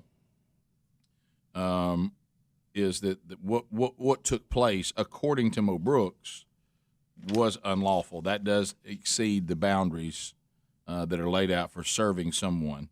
Well, Rick, it's not like said it was a first-degree criminal trespass, Alabama Code 13A72. Rick, it's not like you don't know where Mo Brooks is going to be. Well, he said that. Now, I mean, even a average run-of-the-mill Joe citizen, I understand you're trying to get them paperwork, and they're probably trying to avoid you. I got that. Yeah. But Mo Brooks, you know where he's going to be. I mean, Doesn't make you got him in the Congress. You're a congressperson yourself. All right, Barry. So if I could, on Eric Swalwell, you remember he was the one that he had a girlfriend, and they ended up finding out that she was a Chinese spy. Right. Oh yeah, that's right. That's right. And he had her for a while as a spy, right? Girlfriend, right? And so they feel like, hey, he's been compromised and all this kind of stuff, and then nothing's really been done about it. So why is he taking the lead on this? I mean, if this is a congressional thing, wouldn't Nancy Pelosi be handing this out for the Democrats or something? I don't know. I don't follow this. Barry is in Birmingham. Spy. All right, Barry. So talk to us about the legality of the serving of subpoenas. Okay, the legality is you cannot enter a home unless you're invited by a resident adult. You can go to their place of employment as long as the place of employment will allow you in the building. Say, for instance, if they have a security guard and they question why you're there and blah, blah, blah. But what about your residential home? Like this guy chases Mo Brooks' wife into the driveway, into the garage. Residential home, you go to the door. You can serve any overage adult resident of the home, a child. Can you run into the garage? She's going into the garage. Let me get real specific. She's pulling in the garage. No. All right, well, he ran into the garage after her. And that's why Mo Brooks is saying they broke the law. Yeah, that's Barry is not bulletproof, so Barry's not running into any garages. But that's right. So you have to use finesse. Correct. Get a package. Act like you're delivering something. I've done that several times. Oh, what did I get? Papers. So do you do this? This is your job? Oh, I'm about to go wake a lady up I've been trying to get for about 3 weeks now. So what is that movie about your line of work? Do you remember? Is it called You're Served or something like that? Well, there used to be a show that was part of where Lizard Lick started. They had a black guy that served, and that was just drama. But most of the time, I find them on Facebook. They put their whole life on there, LinkedIn. They tell you where they work, when they're going to be there. Yeah. Well, that's what Mo Brooks is saying. Mo Brooks is saying, if you want to serve me, it's real easy. Everything about me is public. But let's get to the very specific point, okay? When you're serving someone and you're trailing their car and their car goes into a garage and now the door is going to start coming down, this guy runs into the garage uninvited and tries to serve her, and that's where they're saying that he broke what was allowed. Right. That's not a legal service because he entered the building. Yeah, he could have asked her, "Hey, can here's some mail," and if she agreed to take he it, could have stood at the garage door, and when she opened the car door, say, "Ma'am, I'm a process server. You've been served," and drop them on the ground. You don't have to actually hand them to the person. I see. So if they refuse to take them, which I've had, I'm like, "I'll put them on your windshield wiper." Yeah, you might want your personal. So what? Barry, let me ask you this. He tried to be sharp and overstepped his boundaries. If your job was to serve Mo Brooks, wouldn't you just go to the Congress and hand them to him? Well, like I say, if you can get access to him, and I think that's what they had been doing, was restricting access to him by the general public. You cannot, if you're a lawyer, you cannot serve papers. You have to have an outside entity do the process service. So now, why is that? Nancy Pelosi couldn't it's just part of the court law. Killed her. And I've had a few attorneys that I've had to explain that to because they were out serving papers. I went, you can't do that, right? And they're like, oh, but it just seemed like they'd cover that in their bar exam. Right. Well, again. There's a lot of that. Well, Barry, good luck with think you'd covered left lane driving on the driving exam too, wouldn't you? Barry, good luck today. Oh yeah. Be safe. See you, buddy. I'll tell her about her on the radio. Okay, that'd be great. There we go. So you might have heard me on Rick and Bubba today. You've been served. Hey, I'll call back when I get there, and we'll go live. There you go. Thanks, Barry. If she's listening right now, don't answer the door. So we're being very specific. Where the guy messed up, he is not allowed to chase Mo Brooks' wife into her garage. Right. And that's where he overstepped, and that's what Mo Brooks is talking about. Yeah. He could have stuck his head in there and said, "Hey, you've been served," dropped it there in the garage, and got in his car and left. He could have knocked on the door, and if she agreed and answered, he could have said, "Here, you've been served." But he can't chase her into the garage uninvited, which is what he did, and that's where he may have an issue. Yeah, if I understood the story correct, he went to their front door. They were not home, and she had been at church. Yeah, so he goes back out on the side of the road and waits for somebody to come by. Right. Why are people allowed on my property at all? Is my question. Yeah. How do you? Yeah. That was my other question. Yeah. How do you get that far? Yeah, because it just like Barry said, as you're laying in somebody's yard, you could be groaning, saying, "I was allowed," but it's too late. You've already paid the price. Because especially the times we're living in now, I don't think I run up on anybody's private property uninvited. Not in these days. Not in this state. Bottom of the hour. More Rick and Bubba coming up. Rick and Bubba, Rick and Bubba.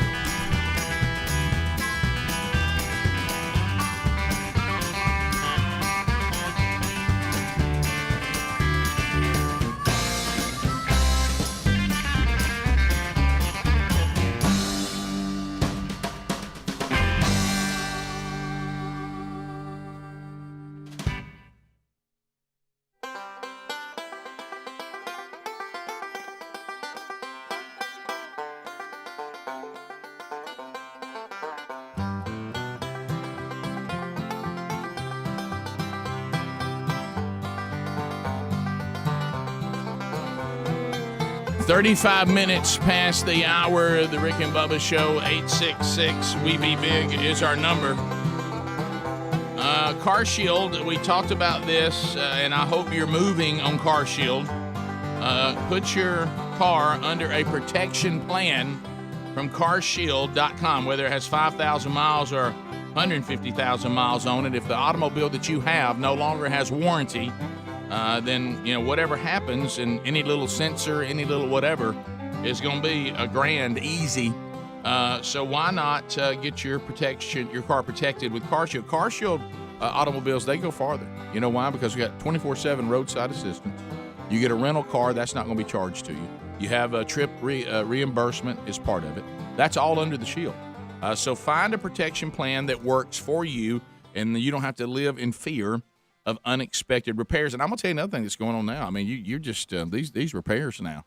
I mean, you don't know what you're getting into. So just get protected. Call 1-800-665-2157, or you can go to carshield.com. Use the promo code Bubba, and we'll save you 10% on any protection plan that you may pick.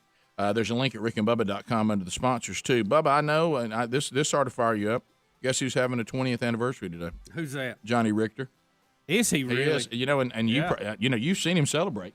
So John and his wife Holly have been married, and they're listening right now for 20 years today. Wow. 1, 2, happy anniversary, baby. I got you on my mind.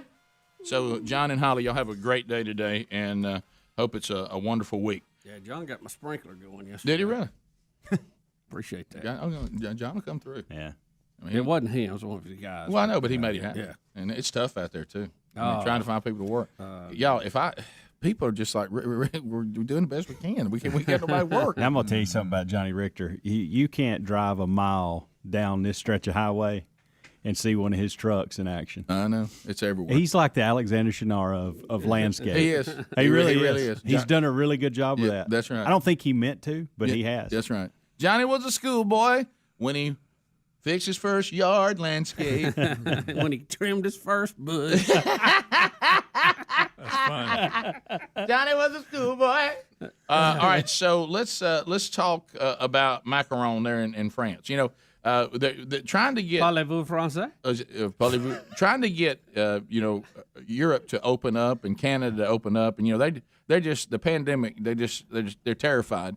And so I love when someone was talking about all the different countries when you can go back, and Sherry and I are trying to get back to France, and I love when they said in France they said they're going to require some kind of health card, but they won't tell us what it is. Yeah. I mean, what it would be on it, so they haven't decided what they're going to require or not require. But anyway, this has nothing to do with that. Emmanuel Macron was he gripping and grinning and got slapped right in the face. I mean, have you seen this? Boy. I mean, so of course got his mask on. All right, so he's shaking hands. Oh my goodness! Wow. I mean, how about this guy just gives him a pop? Wow. I mean, well, it's like the French to slap somebody, isn't it? that's a terrible slap. It really is. The French can't slap nobody. He might as well got his white glove out and slapped him with I it. used to love that. I'll tell you one thing. But I mean, he didn't even punch him. No. Huh? Mo Brooks' wife would have slapped harder than that. All right. He caught him off guard. Of course, how about this? As you said, if you slap the sitting president, though, people go nuts. Yeah.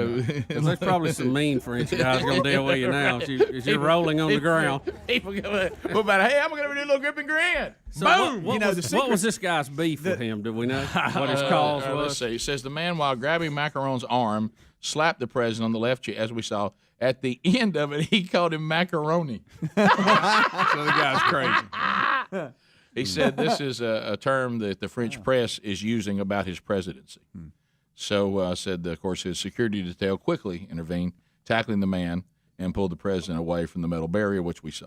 If Secret Service or security team of whatever level, you have to be a nervous wreck anytime someone approaches a crowd like that. Yeah. Because you just never know, do you? Let me hit you with this, and everybody write this down.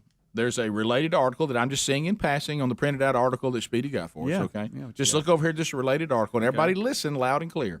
European leaders seized more power during the pandemic. Few, listen to this, because, we got a left. The leftists in our country, they just dream of us becoming more like Europe, okay? Yeah. If we could just be more like them, Listen to this, and this is what we've said 1,000 times. It's what the founding fathers of this country told you. European leaders seized more power during the pandemic, and wait on the second line. Few, if any, have exit plans to hand it back. Once they get it.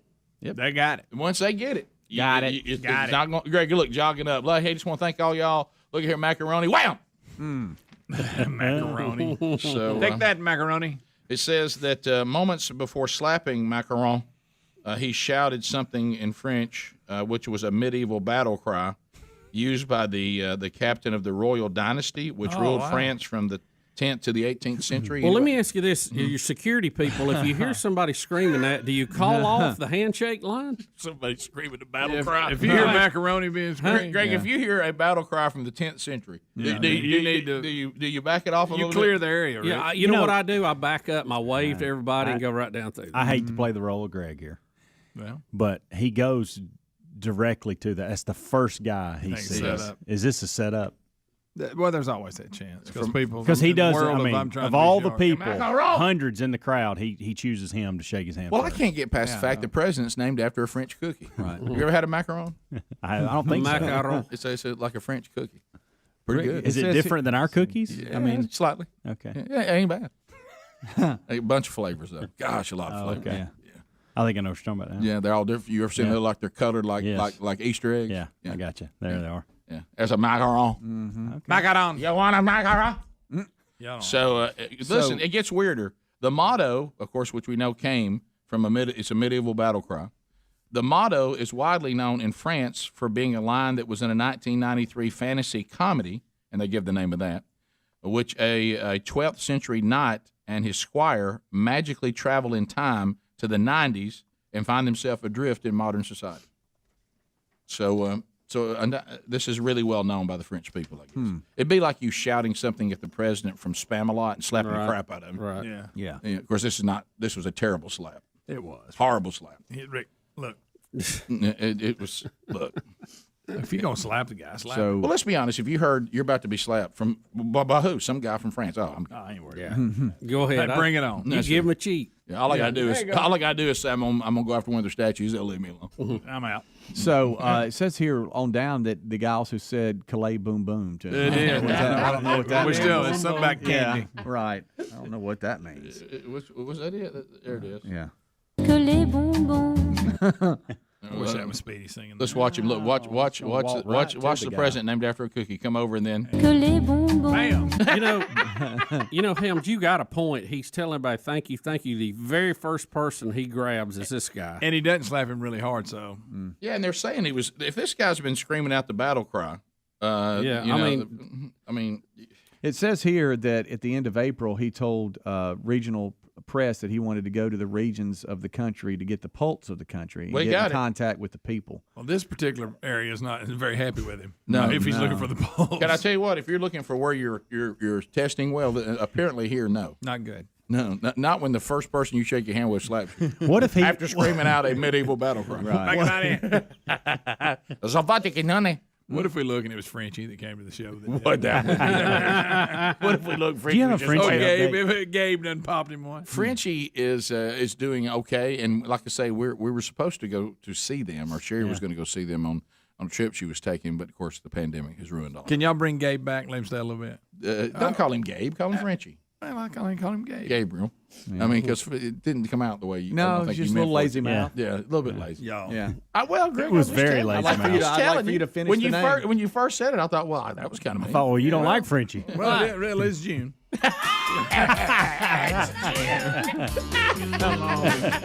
But bring Frenchie back, Rick. By the way, he was a lot of fun. Yeah, it was. I know we didn't. I know we mentioned it. I think in passing. Don't even know if we mentioned it on the air. But boy, yesterday I finally saw the Blues Clue thing Yeah. and heard the little song. Yeah. What in the world are we doing? I'm telling you. Rick, What in the Again. world are we doing? we're seeing how What much. are we doing? Rick and Bubba, Rick and Bubba.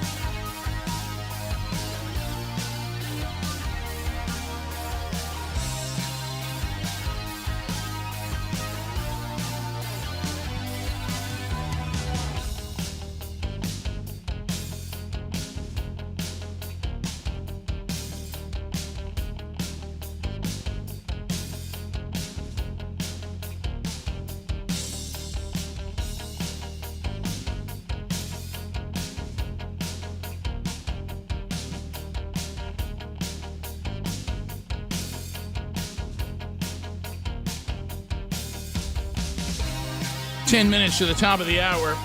The Rick and Bubba Show. Thank you for being with us. Don't forget, shoprickandbubba.com under the store. Father's Day coming up next weekend. Talked to the store yesterday. They said if you can get the order in by June 13th, you should be fine to get it by Father's Day. And there's all kinds of cool stuff for Dad at rickandbubba.com and also some cool stuff for Dad at themanchurch.com, either one. So look for those gifts and get those orders in by the 13th, and we should be okay to get those to Dad.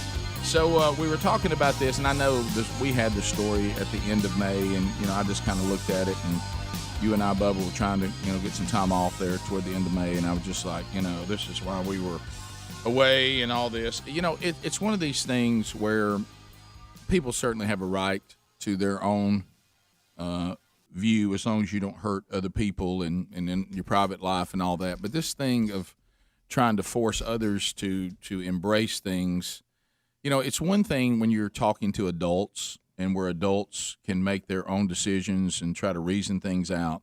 But the thing that, we're getting to the point now where there's very few things that you can say, hey, I can put my kids in front of this. I'm talking about for entertainment and whatever. I can trust this. Let me tell you, this indoctrination of children and the things that go on in some of the government schools and stuff. And I know, man, as a parent, you're just like, man, this is just exhausting. And if this is a worldview that you want to indoctrinate your kids in, then, that's your choice. And if you want to do that in your own home, then that's certainly your right to do so. But there was a time when you thought like you could sit your kids in front of Blue's Clues. And it would be all right. And I will tell you what the deal is, and we've talked about this a lot, and I don't even enjoy doing this. I do not like boycotts. I don't enjoy them. It's horribly difficult to be consistent with them.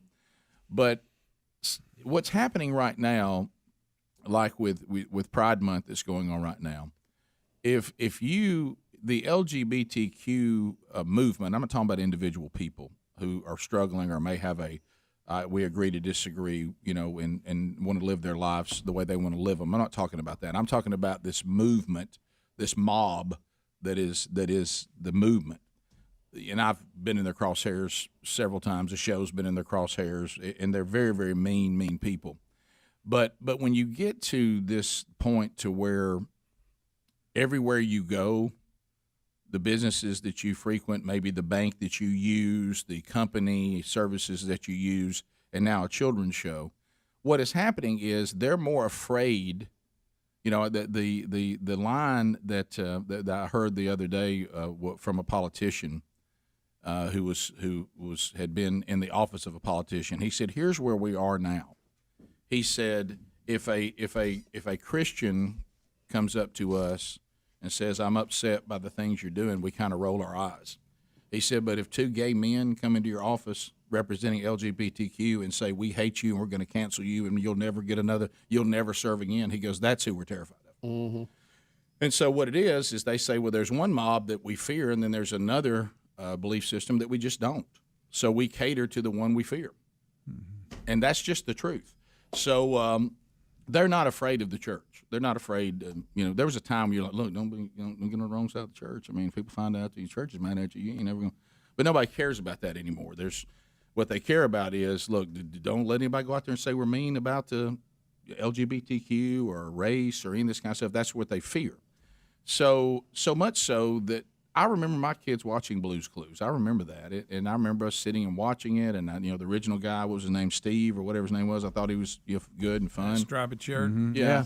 Well, now if you have your kids sitting in front of Blue's Clues or you on the Blue's Clues YouTube channel, you now see them with a cartoon drag queen that's based on a real drag queen.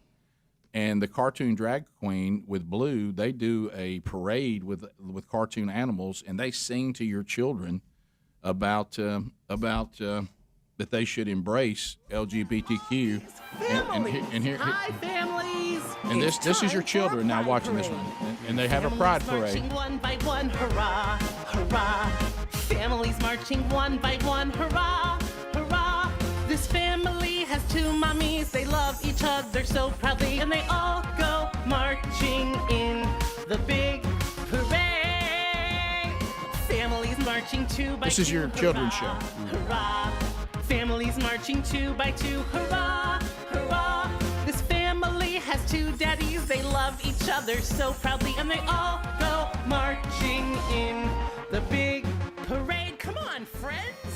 Families marching. So that's enough. Oh, but, wow. But so I know when I was talking about it, sometimes you need to hear it and see it because you think, well, yeah, that may be exaggerated a little bit. Yeah. So then they go on to do another YouTube video, which we won't show, where the actual drag queen that this cartoon's based on sits down and gets out the gay pride flag,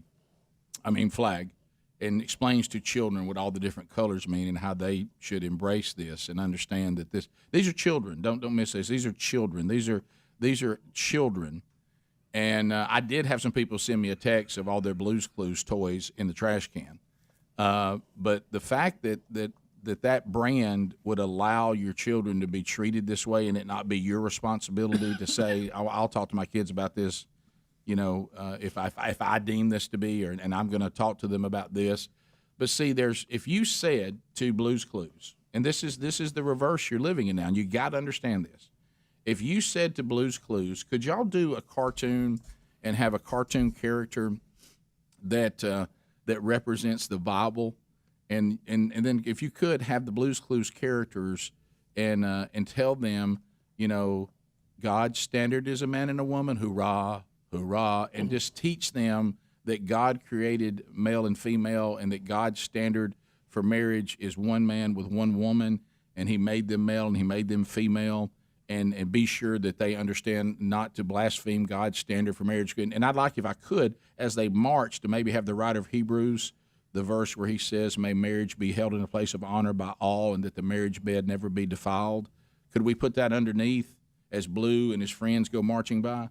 What would the response to that be? Oh, they'd lose their mind. And you know what? I would even say, even though I would love that, I understand you don't think you want to use your show to take my biblical worldview or even people's biblical worldview and try to do the job of somebody's parents by trying to indoctrinate them into a faith that maybe the parents would agree or disagree with, and that's probably not the place to do that. Yeah. They go, I don't know. Time and place. I don't know if I want to do my cartoon to do that because, some people don't believe what you believe. But now when it comes to this, it's great. There's no consideration about that at all. They don't care what I believe or don't believe or what I don't want my children. Now they can say, well, if you don't like it, you don't watch it. Well, you're right, but when you use things like Blue's Clues, my child, especially with all the stuff you got now, with all the different little things they use as toys, they may innocently roll over to Blue's Clues because it's a children's show, or maybe I don't know this is coming. Maybe I'm sitting here and before you know it, you hear your kid in there singing. Got on the YouTube channel, and I know we need to monitor all that. I got that, but if your kid's watching Blue's Clues on YouTube, you would think, well, I don't need to be concerned about that. And then all of a sudden, you hear this going in the other room, you go run in there, and your kid's marching around, there's an emailer. It looks like it even gets worse with Nick Jr. as a whole, as a network, that they're running Pride commercials. Sure. So during the commercial break, they're getting it as well. And we're getting all that as adults on the stuff that we're sure. That Yeah. But when you're talking about children, well, it's different. Yeah, when you're talking about children, and again, just remember, if we said we would like our biblical worldview to be absolutely taught to these children without parents, we're going to decide it. They would say, well, you can't. That's not the place to do that. But when it comes to this, do you realize how far we've gone? Yeah. That this doesn't. Do you realize what we're saying to these children right now? And we have a drag queen.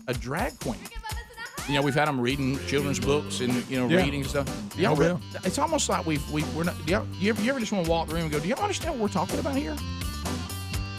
Do you understand the world that what we're talking about here? And so there it is. That's Blue's Clues now, modern day Blue's Clues. It's a long way from the time when my kids were watching. Top of the hour. Rick and Bubba, Rick and Bubba.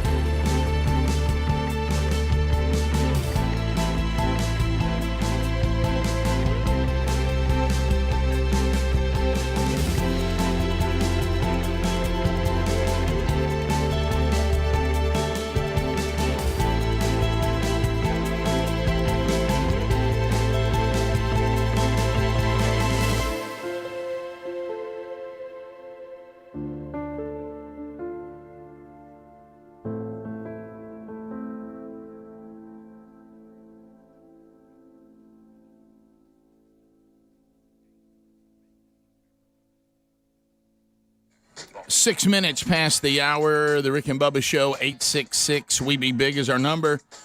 Wednesday Bible study back today. We will finish the series Knowing God today. It was a little more than we could finish in an hour last week, but we will finish that series today. So you can watch that live at noon or 1 o'clock Eastern on our YouTube channel if you're new and you don't know that routine every Wednesday.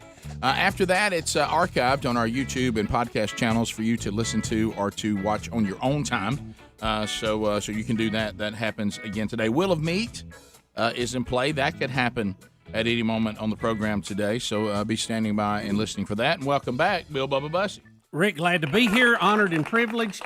Thank y'all for sharing the day with us. All right, so we may have a follow-up on a story brought to you last hour. If that happens, we will definitely do that.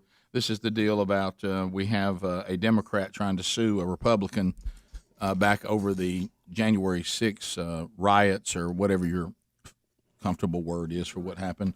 Protest got out of hand. Some people call it an insurgence. I think a riot is insurrection, if you prefer.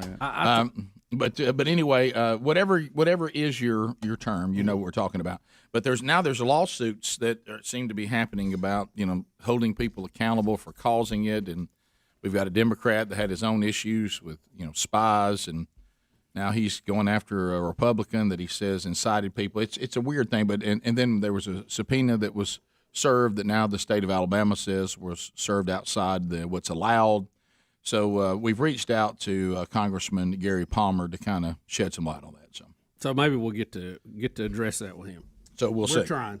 As we continue, this Hunter Biden stuff continues to just get. Boy, are we ever going to? I mean, is anybody ever going to say, "Look, Hunter Biden is bad news. We've attempted to prop him up and to protect him and to hug him and not draw lines to the sitting president." Have you noticed every president has one in the family? Oh, sure, yeah. Well, if you really look around, if you have enough kids, everybody will have one in any family. Yeah, that's right. So, I remember Billy Carter. It was Billy, wasn't it? Wasn't it Jimmy's brother, Billy? Billy Carter. And, had a beer brand, Billy Beer. Yeah, and Clinton had his brother Roger. He was a lounge singer. Yeah. Don't forget that. That's funny.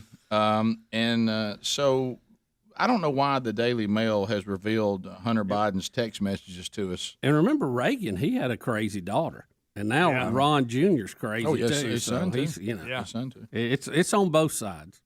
So, why what is all this about? Hunter Biden gets a pass on anything he does or said. The computer, the laptop story was killed by the people who run the country now, the social media people, and they tell everybody what they can and can't do, including Congress for some reason. Yeah. And but any story about Hunter Biden, Rick, is dead on arrival. And look, he's a handle. There's a lot going on. We're just scratching story today about his language, about the words he uses and the N-word and all this stuff, but you won't see it. Get you a look at his picture. You won't see it on mainstream media for nothing. Well, they're saying... And you won't see it on social media because they cancel it. Well, I will be honest with you. Remember, the left and their inconsistency, like yesterday when... What grown-up man takes that picture of himself? Right. But the... like he's the Terminator or something. I mean, yesterday we caught the Vice President Harris suddenly acting like she is a conservative when it comes to Border Patrol with the people of Guatemala. She said exactly the same thing Trump said, by the way. And I do credit the President of Guatemala for going, well, the reason why we weren't really moving toward the border, these people here, when they thought there was a wall. But when you said you were tearing down the wall and that everybody should come on, then they went. That's you created this problem. You're now kind of pointing your finger at Rick, and dogging she went on Twitter, and I forgot the exact language she used. Let me say this loud and clear: all is welcome here. Right. She said that. Right. She said that as a candidate. Right. Well, now. So what do you expect people to do? Now that they've unearthed text messages from Hunter Biden using racial slurs all over the place, they say this is also kind of ironic. Because the president just gave an emotional Tulsa speech decrying racism where he pretended to get emotional about racism. But apparently his own son didn't have any issues using words and slurs that I thought we were trying to eradicate from the face of the earth. And they've unearthed these text messages where he's really going to town. Yeah, he I is. can't even read them to you. I mean, I can't do them because then I would be canceled for reading the text back and forth of him with a Chicago lawyer, and he's referring to this Chicago lawyer with a racial slur. I thought that white people were not allowed to say. He even no matter what the intent. He even referred to President Obama as yes, he did that racial slur. Yes, he did. Oh wow. If this had been Donald Trump Jr., oh my goodness, we would have networks, live, full coverage, satellite uplink trucks, complete with protests, which are paid for, by the way. Jimmy Kimmel would be crying about it. Jimmy would cry like he did about the lion. Like Cecil. Yeah, I'm going to say this. I understand that Hunter Biden may be rogue, and I don't even know that it's fair. If you do it correctly, to say when people's children become adults, I've had this in my own life, they make their own decisions that may or may not represent the way their parents see the world. But where they're messing up is they won't separate themselves from him. You know, what they should do is they keep apologizing for him and protecting him and acting like he's no big deal. And what they should do, of course, the reason why they can't is not because of stuff like this. This would be pretty easy. Where they can't separate is some of this stuff involves him getting money from nations that we. Right. I mean, so it's he kind was of selling access and influence. Yeah, it's hard to separate him, but at least they could try it because they've got a forgiving media, and they've got forgiving members of our country who love the Democratic Party. Maybe it's time, and maybe this seems like this is one of those that you can't. You know, there's certain areas we have now that are like, you go, that right there, that's unrecoverable. If you use these kind of words or you say these kind of things, you're canceled. I mean, you saw them distance themselves from Cuomo when he went down that road on the treatment of women. Yeah. Suddenly people were like, ooh, that's hot. Get away from that. Mm-hmm. And so now I wonder what's going to happen with Hunter Biden, because if we're being told, and some of this is 2018, it's not like that was a long time ago, but we're being told if you had this kind of interaction on social media, on your cell phone, someone was filming with their phone and you didn't know it, no matter when it happened and when you said it, you are now to be canceled for ever saying it ever. Correct? Is that not what we've been told? That's what we've been seeing. So what they need to do, at least, is to get out and say, you know what, Hunter's had all kinds of issues. He's got all kinds of problems, and I'm embarrassed by the way he behaves. And I hope that doesn't reflect poorly on me, but it's obvious that my son has a view of things and has done things that he should not have done, and some things he probably needs to pay a price for. But know that I don't agree with the way my son behaves and the way that he sees the world. Next. And I think everybody go, whew, thank goodness. Mm-hmm. Okay, well, you know, the president said he didn't approve all this. But this thing of where you try to act like what Hunter's doing isn't happening. And the media won't cover it. Like Are the things he does no big deal? I mean, we've let Hunter Biden sit across from major media platforms and say that this laptop may or may not be his. And then it turns into a joke about what a drug addict he is, and everybody starts laughing about it. His excuse was, I was so messed up, I don't know if it's mine or not. Right. And it's like what you just admitted is not very funny. Well, we saw it with Fauci. All Fauci had to do was say, well, now these emails are taken out of context. Oh, you Fauci. We've even found your emails, and here you are coming out smelling like a rose again. That's why we love you. Could I kiss you, Fauci? Well, that'd be problematic. I don't have a mask on. You know, I mean, it's. I mean, it's becoming embarrassing. It's becoming embarrassing. But we'll see. I'm going to go ahead and get out on a limb here, and I feel pretty good about it. Hunter Biden will not be held accountable for this either. No, it'll go away. And I don't even have a problem saying, well, look, hey, who knows what he did, but you got to give other people, either give people the same grace, or you got to hold them accountable just like other people. Bubba, Rick and Bubba.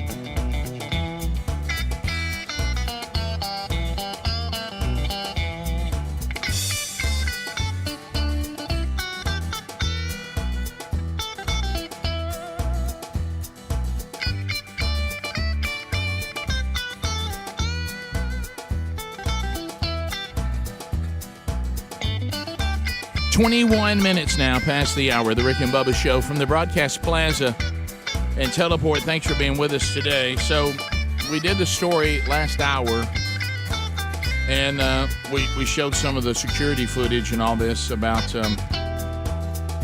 Congressman Mo Brooks from Alabama. And is it Eric Swalwell, is that how you say his name? Democrat, who now has listed the Democrat has listed people that he wants to hold accountable for inciting which he says was insurrection on January the 6th. And I'll give you right on it. Yeah, riot, whatever. And I don't count an insurrection if you're hitting people with flagpoles. Well, yeah, right. And so we understand what Swalwell's trying to do. There's questions on whether the serving of this subpoena to Mo Brooks' wife, did it break Alabama law on serving subpoenas? We had someone who does that for a living saying he cannot go into the garage chasing her like he did. But bigger questions, why has Swalwell declared himself the person who will sue people he thinks were involved? And we go to Congressman Gary Palmer for some insight on that, also out of Alabama. Gary, welcome back to Rick and Bubba. How are you? Good morning, Rick, Bubba. So, Gary, what's going on here? Can you shed some light on this? I don't know why Swalwell has decided that he's the one that ought to be filing suit. I mean, if I were Eric Swalwell, I would not be wanting to draw any more attention to myself. Yeah, he had the controversy with his girlfriend being the Chinese spy. He's on the Intelligence Committee and still on it, by the way. What? Even after this, which Right. is just no one with walking around sense can understand that, Gary, to start with. But now he is suing Mo Brooks and some of the other people who were speakers at this. But I don't follow why he has become the point man on this. That's really. I mean, if Nancy Pelosi wanted to do it on behalf of the Democrats or blah blah blah, but why him? I don't follow this. I don't either, because the proper procedure, if you're having action against another member of the House, would be to file a resolution of censorship. I mean, if they really wanted to get extreme, they could file to expel a member. But that's not what he's doing. He's made this. He's really made it personal by filing a lawsuit. So, like I said, this is a guy, as you pointed out. Here's a guy who's already compromised in his morals, but also compromised, in my opinion, and the opinion of many people, in his ability to be a member of the Intel Committee. These are people who have access to our nation's most sensitive information. So is this just him getting a burr in his saddle over the fact that he was held accountable for these relationships with the Chinese spy? Is this just him saying, I'm going to get y'all back? Is it a personal vendetta? Because you just said, as a member of Congress, there's a process to go through. I didn't know that Congress people could sue each other. Yeah, is this normal? Yeah, I've never heard of this before, and I don't know what the outcome would be if he's suing for damages. That if he thinks that he can. Normally, when you sue somebody, it results in a judgment of a monetary amount. I don't know what his end game is here. It's really odd. But then again, Swalwell's an odd guy. Well, if you look in the suit, he alleges that the former president, Donald Trump, his son, Donald Trump Jr., and former Trump attorney Rudy Giuliani and Mo Brooks broke Washington, D.C. laws, including an anti-terrorism act, by inciting the riot, and that they aided and abetted violent rioters and inflicted emotional distress on members of Congress. That's his suit. Well, then that sounds like he's filing a class action. And if that were the case, there would be other members of Congress that would join the suit, that would be represented by the lawyers who are handling the suit. And to my knowledge, none of that's happened. And if Mo Brooks and the others named in the suit violated a Washington, D.C. law or ordinance, that's a criminal statute. An anti-terrorism law is not a civil issue. That's a criminal issue. It sounds to me like he's suing him, saying you were responsible for me being scared. Right. But Gary, here's the thing I don't understand. If, like you said, there's avenues for this. If members of the House start suing each other, are we not opening a floodgate unbelievable to the point you won't even be able to debate bills? We can't debate them now, Bubba. We're having a discussion right now about whether or not we should continue to play this game the Democrats are playing on passing bills out of committee. They're not allowing us to, they're denying the American people representative government because we can't meet in person. We had a hearing a couple of weeks ago, and I almost asked the Democrat witness to turn her laptop around so I could see if there's somebody on the other side coaching her. It took her so long to answer a question, I thought she'd fallen asleep. I mean, it's... Can they make a case, Gary, that medically that we are still in a state in this country concerning the pandemic that warrants not meeting in person? Can they make that case? No. I didn't think so. I mean, it's they're grabbing ground. I was telling the guys we were reading the story out of Europe today about Macron getting slapped by the guy, and a related story from this media source out of Europe said that European leaders had grabbed all sorts of power in the pandemic, and as our founding fathers warned us, and they have no plans to give it back. So even when the pandemic's over, what it feels like. Yeah, when the pandemic's over, we grab some ground, but we're not going to give it back. That's what it feels like, Rick. And that's what I think this is all about. And the thing, I don't know if people fully appreciate why you need to meet in person in committee, with them being in a majority, if there's 5 witnesses, 4 of them are Democrat witnesses. They control the entire process. Right. They're doing the same thing with the passage of bills. They don't allow us to meet in person. The media is not in the room. The American public are shut out. I mean, how many people are going to look up a bill markup hearing or a committee hearing on C-SPAN? They're not going to do that. You need to have your representatives in the room together deliberating, and it's all about power. And we're at a really, really dangerous place in the history of the country. Mm-hmm. Well, yeah, you're right. Thank you. I appreciate you taking time to check in with us, too, and give us some light on this. You sound kind of as aghast about this as us, and then you hit on other things that are going on, and you are correct in the state of this country right now. So, and the American people need to know that. So thanks for informing us on that, and thanks for taking time to be with us. Representative Gary Palmer from the state of Alabama. We'll be right back. Rick and Bubba, Rick and Bubba.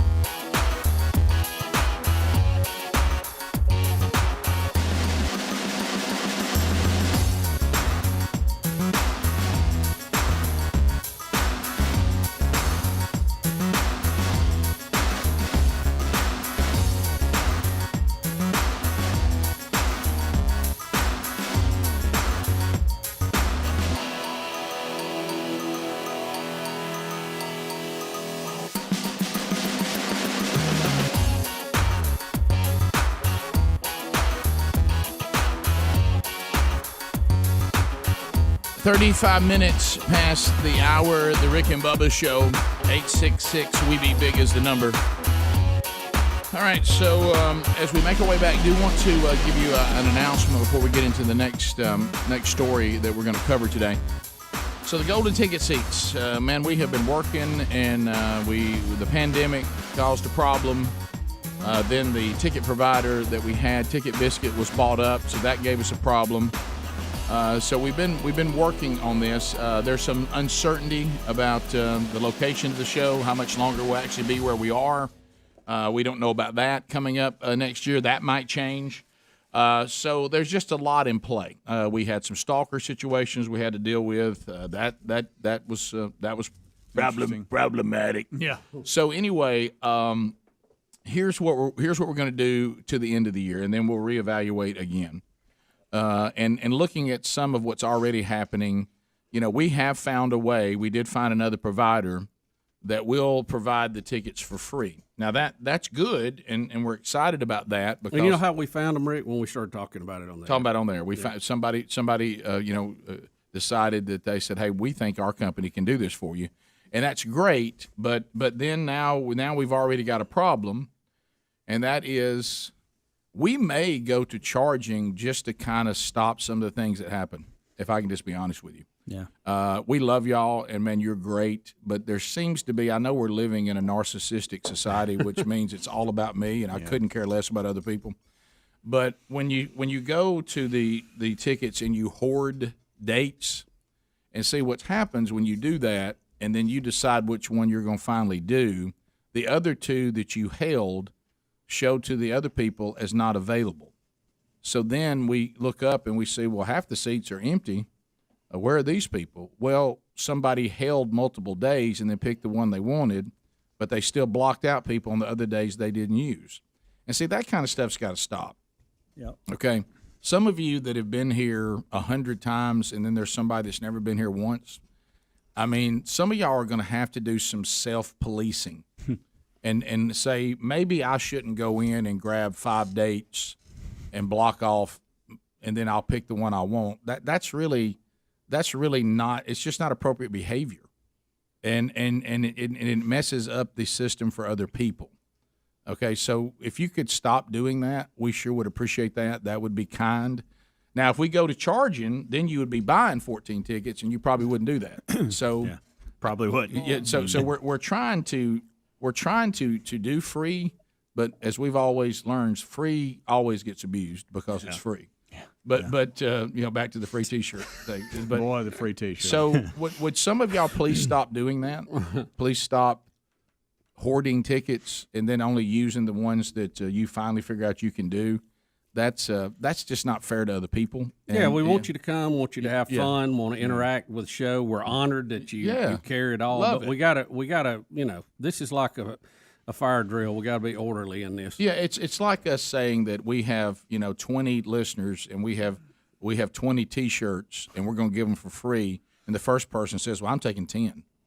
Yeah. And you're like, "Well, why are you taking 10?" "Well, I don't know. I don't know how many I need." Mm-hmm. Yeah, but there's other people now 10 people in the line don't get a shirt that you may not even use. So that just think that through, okay? But here's the good news. And to keep some of this from happening, we're not going to open them up for long advanced stuff because it really gets bad if we do that. Yeah. So we're going to open them up, a month at a time? Yeah. I had originally done 2 months, but because of some of the things that were already coming in, we hadn't made an announcement. I decided to remove a bunch of those for now, just to see how this goes. Yeah, because it's just, well, we got to start back up and work through it. And we'll see. And so some of these things that seems to, because we have people that say, I can never get in, I never can find a seat. Yeah. And then we have people that are here all the time. Seem to be here every other week. So we're going to have to resolve that somehow. Yeah. Well, and the good news is, here's the good news, is we have a disclaimer out there that says the Rick and Bubba Show can at any time change, deny, or cancel a visit by anyone for any reason.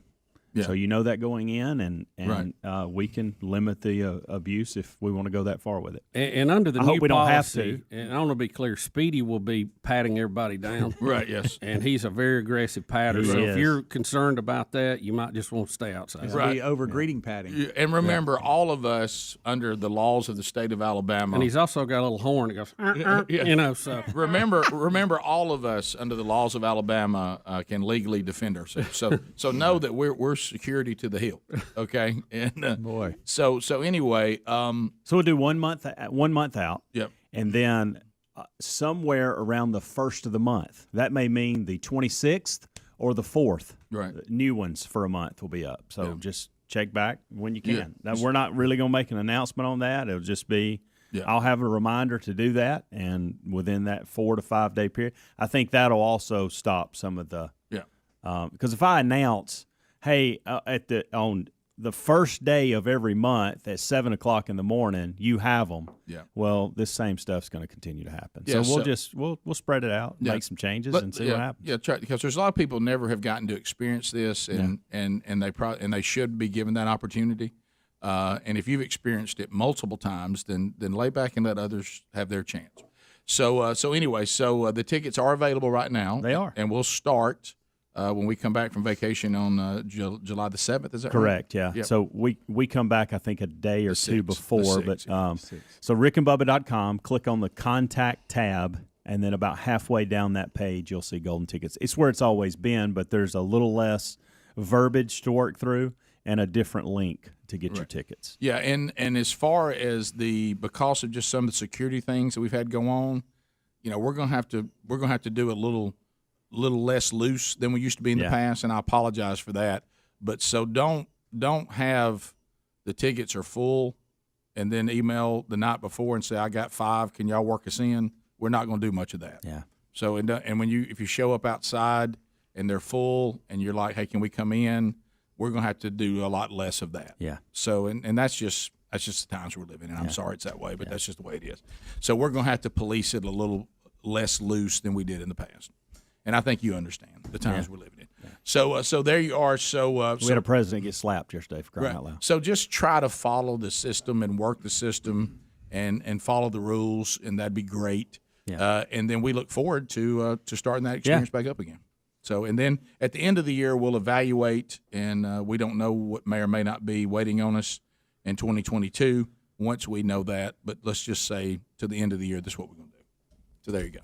And looking forward to it. Yeah, I am too. So hopefully you can get there and get your tickets. And right now it won't cost you anything. We're still in the free zone. So thank you to the company who did that. Who's the company? Ticket Taylor. Ticket Taylor. So thank you very much, Ticket Taylor, for saying, hey, we'll handle Ticket Taylor. Yeah, so we'll do that.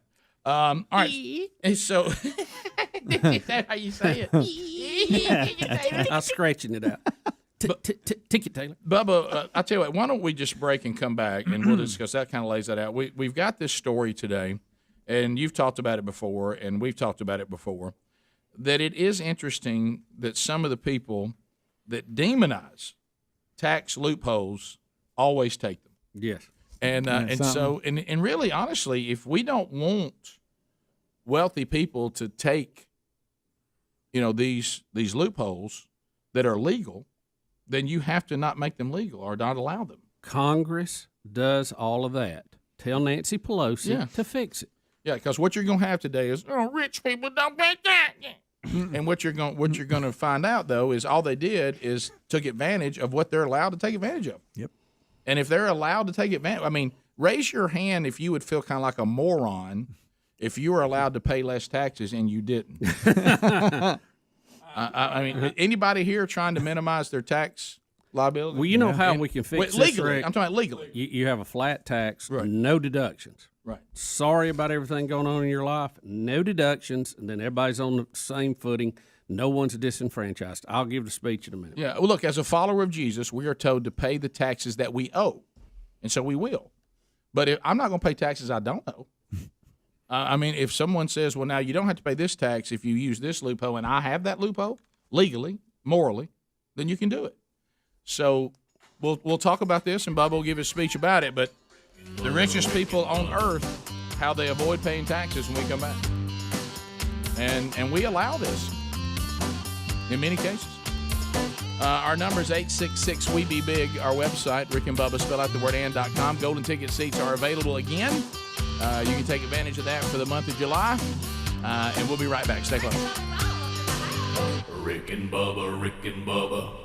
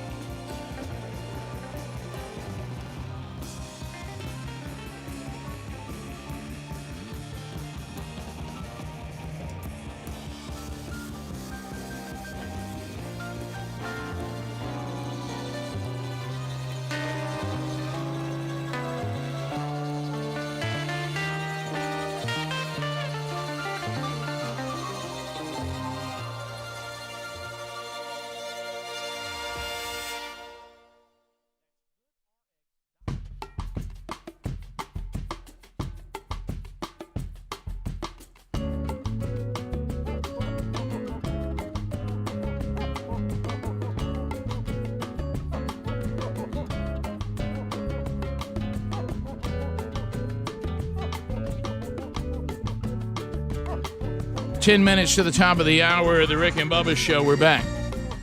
Also, just one thing in passing, too, on the golden ticket seats coming back. We are limiting 4. 4 is the max. Just trying to open up the opportunity to as many people as we can who haven't been able to do it before. LinkedIn.com/Bubba. LinkedIn.com/Bubba. Hey, small business owners, busier than ever. You know what I keep seeing everywhere I go, Bubba? Now hiring. Now hiring. But a lot of times when you're a small business, the process of hiring someone's a big hassle. And, that hire can be, hey, that really helped out our company, or, boy, we wish you hadn't hired that person. And you spend a lot of time chasing people that you realize once you get down there they really weren't a good candidate for what you're looking for. So LinkedIn.com/Bubba can help you. And we're going to give you an opportunity as a listener of this show to post your opportunity for free. It's a special opportunity. You'll reach their vast, diverse network of 740 million professionals. You fill out some targeted screening questions so they can go ahead and screen them out. So when you get your role in front of the most qualified candidate with the experience and skills and motivation you need, that's already been done by the folks there at LinkedIn from the information you provide. So now when you start interviewing, you're not wasting your time. You're interviewing people that already have passed a level that that they could help your team. And then you pick the best of the best. If you'd like to do that now, go to LinkedIn.com/Bubba. First job post for free. That's LinkedIn.com/Bubba. There's also a link at RickandBubba.com under the sponsors button. And I'm quoting Speedy here. Who doesn't like free? Mm-hmm. All right, so Bubba, how the richest people on earth avoid paying taxes? Well, Rick, first off, there's a couple of issues here. One, your tax return should be private, and someone has hacked that, by the way. Correct. As they are hacking everything now. And a group called ProPublica has published some data about some of the richest Americans and what their tax bills have been. Jeff Bezos, Michael Bloomberg, Warren Buffett, Elon Musk, several of these others have paid little to no federal income tax for years. Right. Jeff Bezos, okay, Amazon guy. Yep. Amazon is paying no tax, and neither is Jeff Bezos. Correct. Now, fair is fair. I want to pay as less in taxes as I possibly can, like everybody else. But I don't see how you can be making $1 billion and you pay zero tax. Just don't see it. Well, it says the scandal is that these actions are perfectly legal. What they do is they show themselves as having no income. Right. And you remember Warren Buffett when he did wealth and income are not the same thing. He did his thing on that taxes need to be raised on the rich. He said that his secretary paid a higher tax bill than he did. Mm-hmm. Well, I've always thought this: if you're that tore up about it, maybe you need to write a check and donate some, Warren. Right. But here's the problem: the tax code is full of loopholes that Congress has put in there on purpose. Legal loopholes. And then people take advantage of it. See, it's just the tax code, Rick. If you had it in here in books, it would just cover the wall. It's just ridiculous. That's why there has been at times, several times, a push for a flat tax, a VAT tax, which is a value-added tax, or some variation of that. National sales tax. Right. Yeah, we've had that. And they all have attractive elements in them. And they all have some negative elements. But what we're doing right now is just a mess. Because you can't tell me, and I'll just focus on Amazon. Amazon, I don't even know how many billions of dollars they're making every year. But there is no way that Amazon and Jeff Bezos should not be paying tax. I mean, that is not fair. And I know we've heard this thing, pay your fair share. I think fair is across the board. It's a flat tax. When you start all this progressive taxing and deductions and all this kind of stuff, that's how the process starts. There's your first loopholes right there. And we've got to have a simplified system for this. We can still argue about how to spend our money as a people, but how we tax should not be political, and I just don't think that it should be the political football that it is now. Let's go to a flat tax. Now, if we want to do it as a VAT, a sales tax, or whatever, I'm fine, but do away with all these deductions. This is crazy. Right. Every legal entity pay their tax. But be careful, because even if you do a flat tax, is that on wealth or is that on income? No, it would be on income. Well, and they still wouldn't pay. Well, some of the loopholes they're taking and the way that they're getting money would be taxed in that. Right, because it's saying that first of all, the tax law is focused on income. Right. And much of the super wealth is tied up in company stock or other investments that have real value, but they aren't taxable because they're not income. Well, they could be taxable if Congress would close those loopholes. And they're always screaming, look, hey, Democrats, this is something we can all get together on. Let's make the tax system fair, equitable, and across the board. Right now, the people at the highest 1% still pay most of the taxes. But I mean people who are still going to work. I don't mean the Bezos and the Musk and all. These guys that are billionaires are the ones who are not paying. Right. Okay. And if we had a flat tax across the board, nobody is disenfranchised then. Mm-hmm. Everybody's got skin in the game. And guess what? If you're paying into the system, you might be more concerned how it's being spent. Right. No doubt about that. So it also shows that, and this is legal, the wealthy finance their lifestyles with the loans they take against assets like real estate or stocks rather than realizing the value of the asset. They pay less to the bank in interest than they would have to pay in income tax. So they just choose just a game. Yeah, and they're playing a game, and they have the means to do that. And people play those kind of games all the time. And so they said it's true that with so much of their wealth tied up in stock, they effectively pay tax through other companies. However, the corporate tax rate is 21%, but if they were doing it on income, it'd be 37%. Well, so still, you see all the confusion here. Right. If you flat tax it, would solve you get a lot. away from all that. Yeah. And I don't have a problem with having low corporate taxes because that lets us compete internationally. We can't have the highest tax rate in the world and then wonder why we can't compete with companies in China and other parts of the world. So I don't have a problem with trying to keep that corporate tax rate low. That'll also mean corporations will reinvest in equipment. They will reinvest in employees and all that. But Rick, look, all this depreciation and all that. I mean, our whole accounting system is a big shell game, and it has been for a long, long time. And I think that's really why we're in the mess we're in. It's almost like the guys on Dumb and Dumber are in charge of how we keep our books. Yeah. They're saying like they take Bezos and look at this, say the way he moves it around, he goes from 37% down to 20% because of the way he calls what he calls income versus what he calls wealth. Right. And that's where that's going to always be an issue. Yeah, and everybody does that. If you have a company, you usually get a payment being the owner of that company, not a salary, right? Because it's taxed at a lower rate, and that's a legal loophole. It's done all the time. Well, that's one thing I think we need to clarify. I don't have a problem with that. Yeah, what we need to clarify when these stories come out, because I know they're provocative. There's nothing these people are doing that's illegal. Right. And they say that. The company that sprung all this said, hey, we've looked at it. They're doing nothing illegal. Well, what if we did this, though? What if everything they brought in, however you want to classify it, you get taxed at 10%? Well, guess what? The Treasury would have made a whole lot more money off those guys right there. Well, look at the true tax rate of the wealthiest people in the world. The highest is 3.27%. That's Elon. I promise you, everybody listening to this show, if they look at their real tax rate, it's higher than that. Very few people would be. No question. Well, and I laugh at Buffett because Buffett is at least talked about it, but he hadn't changed a thing. No, he's the lowest. He's 0.1%. Yeah, well, why didn't he just pay more? Why didn't he just pay more then if he's so upset about it? But he won't. Top of the hour. Rick and Bubba, Rick and Bubba.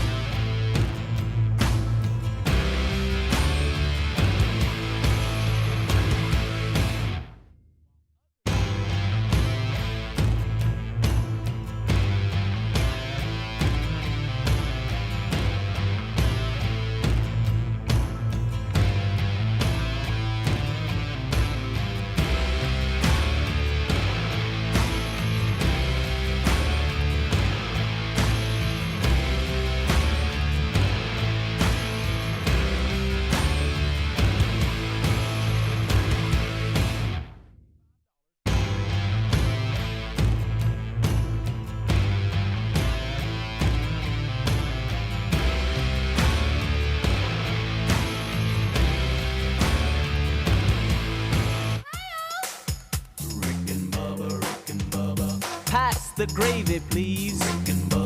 6 minutes past the hour. Rick and Bubba coming to you from the Broadcast Plaza and Teleport. Thank you for being with us today. As we start another hour, Speedy, the real Greg Burgess, Helmsy, 80 Van Adler, the gang all here. Just announced golden ticket seats are back. They are free. We did find a way to do it free. And so that was cool. Our conversation on there actually found a company that we didn't know existed. So we will do it for free, and July has opened up today. A few days remain if you're working on that. Welcome back for a brand new hour, Bill Bubba Bussey. Rick, glad to be here. Thank all of you. Honored and privileged. What about the people, Bubba? How about them? What about Let's talk to the people. Let's start the hour. Haven't even had a phone segment on the program today. So we can talk to you now at 866-WE-BE-BIG about whatever is on your mind. You make comments, you ask questions, you bring information to the table. Here we go. 30 seconds a pop. This allows the largest number of people on the program in the shortest amount of time. At the end of 30 seconds, the buzzer will sound.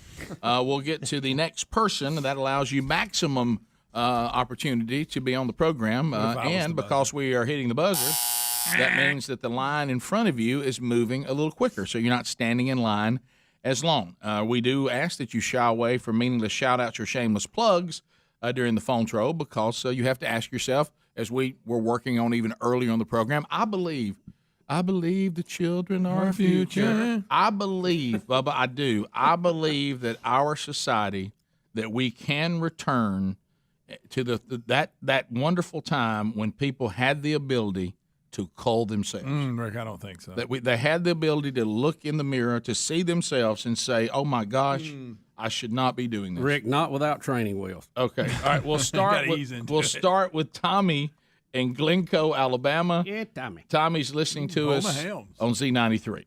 Tommy, you got 30 seconds. Go right ahead. Yes, we was talking about loopholes. And the biggest loophole in Etowah County has been recently, it's been a couple of years ago with Todd Intern and the use of jail money food. I understand don't go to jail, but he bought a beach house. Yeah, I remember that. That is a loophole. Yeah, I never completely understood. Rick, I can explain it to you. I never completely understood that story, how you could take the budget from, like, the sheriff's department and move that over to you. I'm not saying that what he did was wrong or what. I just didn't understand it. I didn't understand how you basically had a sheriff that was cutting back the budget for the food for the inmates, and he was transferring it to himself and used it to buy some property. And it was legal. And apparently it was legal. Wait a minute, he gave it to himself personally? Yes. Not just to a different department? There was some loophole that if he saves this money on food, that he went to him. Wow. And so they were eating like loaf bread and sweet milk. Where'd you go with sweet milk? I don't know. Those timers used to call it. Look, I understand incentives to save money in the procedure, sure. but I think that probably went a little far. You know, I mean, you can't. Looks on paper. When you build a beach house with it, it really does. I tell you what you can call him. You can call him somebody that you say, I don't think that was the right thing to do, but you can't call him a criminal. No, you unethical. can't. No. Rick, unethical. Baby. Unethical, not the best. Hey, not the best behavior, but illegal. Nope. To Jack in Coleman. Jack, welcome to the program. Listening to ZZK. 30 seconds. Go ahead. Yeah, I want to know. Ask Helmsy what the upcharge would be to come play golf at my house. I've got a couple of greens that I maintain and probably about 7 to 8 tee boxes. Where do you live? It's Coleman. Coleman. Mm-hmm. Oh, that's just right down the road. You're going to be going there. Yeah, so is that I didn't understand your question. Is that an upcharge for? Yeah, you were talking about. We were talking about a couple weeks ago. I want Helm to come play golf at my house. So you would pay him to come up there. Okay. He sounds a little creepy. I wouldn't do it. Send me an email. But that's also get me up there cheaper than you think. I was concerned that the number of tee boxes didn't equal the number of greens. Right. We're just hitting now. Yeah. Well, and why are you there? Well, it goes back. Now you're leaving the golden, since golden ticket seats now are free again for the time being. Really, that really rolls over more into Helmsy for hire. Yeah, that's right. Friends for hire. Helmsy. Which I told Rick, and we've got to get Trevor on to talk about this. I think there's a website now that has friends for hire. I'm seeing a lot of things. It's celebrities for hire. It's Yeah. called fan jolt. Yeah. Now, explain who Trevor is. Trevor Short. He's Because everybody else listening right now a has promoter no that clue. we know, and we've done several events with, primarily in tennis. And he's got a new website that they call it the Ultimate Fan Experience, Okay. where you can have a celebrity you want. It's not just a cameo like we're taking Cameo's Cameo doing. to a new level. What? No, listen, you have a package where hey they'll come have dinner at your house. Hire. You know, everything else. Times are It's tough, Rick aren't for they? hire. I had this idea years ago. Rick, they stole it, It from could years be. ago. It could be. He will have to explain the whole concept, but it could be as little as they like a comment you made on Instagram. Okay, I got you. As to Different have a phone packages, yeah. conversation or What come a have weird dinner with you. world we live in. Oh, Greg. You hear me? I'm going to pretend you're my friend. Now, have I ever met him before? Yeah, you did. It was a long time You talking about ago. Trevor Short? Yeah. He's actually been in studio. Well, yeah, he's been here He promoting. has to. I know exactly Now, what he's talking if about. I remember right, Tennis promoter. he's not real tall, right?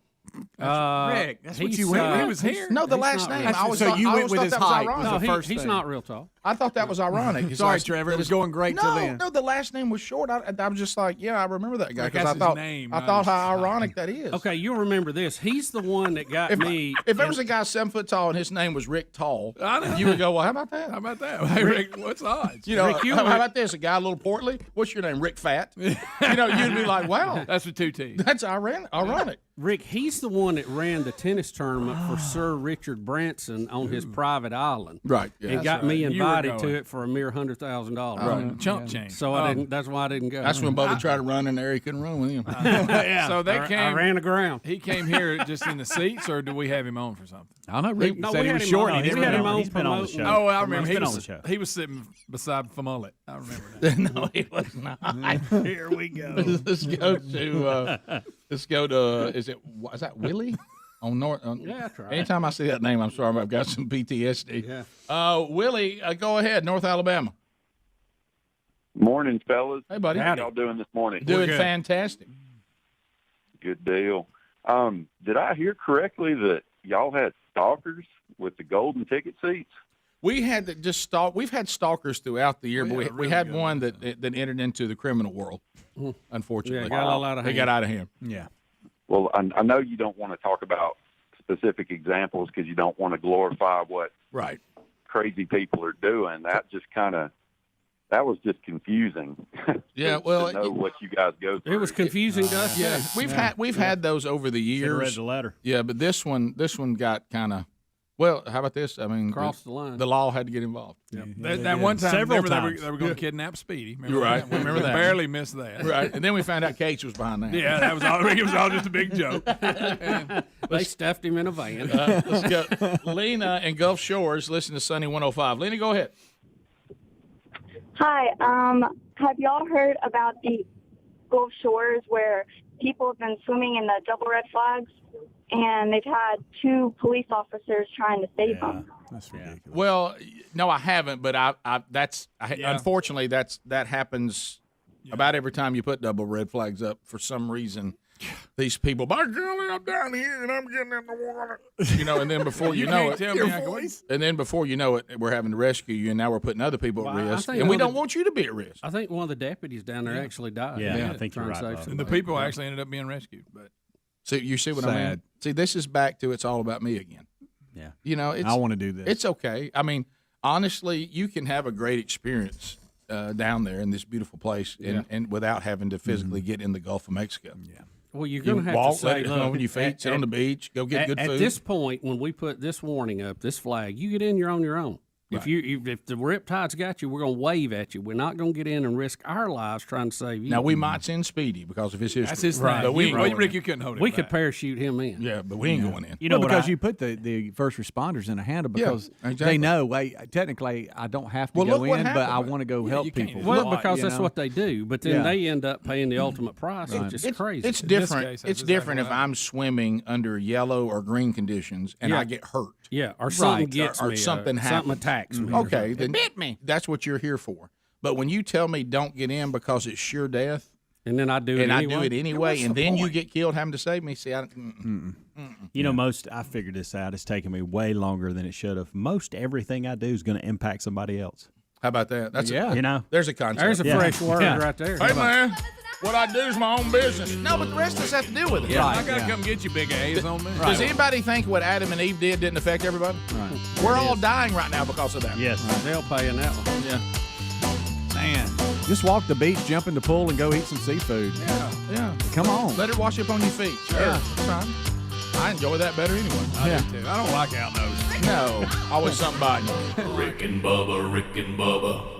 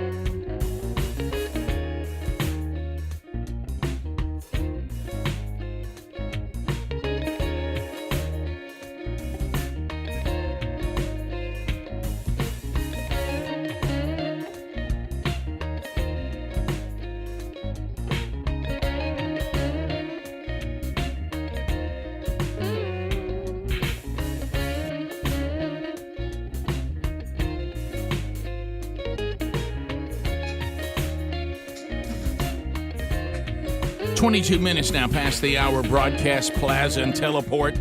Rick and Bubba's show. O'Reilly Auto Parts. Upcoming events. Sunday, excited to be at Gardendale First Baptist. I'll be given the honor and the opportunity, and I'm excited to be able to bring the message at both of the services on Sunday morning at Gardendale First Baptist, 9:15 and 10:50, and get a chance to baptize my nephew in the second service, which I'm stoked about. So that should lead to a story coming up on Monday. If you want to join us, be there. Gridiron Men's Conference next weekend. It starts Friday and Saturday night. Herschel Walker will be there. Ike Reichard and I will speak there on Friday night. Charles Billingsley doing the music, of course, Saturday. Jonathan Evans will be speaking. Also, Gary Chapman and Phil Waldrop. Again, Charles will provide the praise and worship for Friday night and half a day on Saturday. If you haven't gotten your tickets for Probst Arena in Huntsville, do that now at gridironmen.com. Think O'Reilly Auto Parts for all your car care needs. O'Reilly Auto Parts upcoming events found at rickandbubba.com. All right, so we mentioned this cat in Gadsden where the show started, and I sort of remember the story, but not really. And this was the sheriff that found a way to move money out of food over to himself. Yeah, I don't remember the whole. I just remember the details of it. I don't remember the whole. So Brett says that he can help us. He thinks he remembers more of it listening to Z93. So Brett, do you remember more details on the story? Do we have this right? What happened? Yes, sir. I was calling to say that he, what I know is that the sheriff at the time was supposed to pay for the food of the inmates out of his own salary. So to my understanding is he kind of cut back on the food and kind of put more of that money in his pocket, which now that law has been changed since the sheriff has been changed. Yeah, well, let me say this. I'm not saying you have it wrong, but it sounds more like me, like people get bonuses at companies if they can come in and say, my profit margin was here, I saved us money here, and they motivate them to save money and not be a spendthrift because, hey, if you come out with these numbers like this, you get a bonus based on what you saved us. Exactly. Yeah, I'm not sure they said in his salary you pay for the food. I mean, it might be if you save us money in this column, you get it. That makes more sense, doesn't it? I mean, it's not good. I mean, that's not the thing to do. And especially, I mean, if they're in jail, I'm not saying they should have a 5-course meal. Yeah, you need to look at what they're eating and go, okay. I'm not trying to say that the young man doesn't know, but I highly doubt that, let's say you were the sheriff, Sheriff Burgess. So, now, let me tell you, Greg, we're going to pay you $75,000 a year. Now, you got to feed inmates.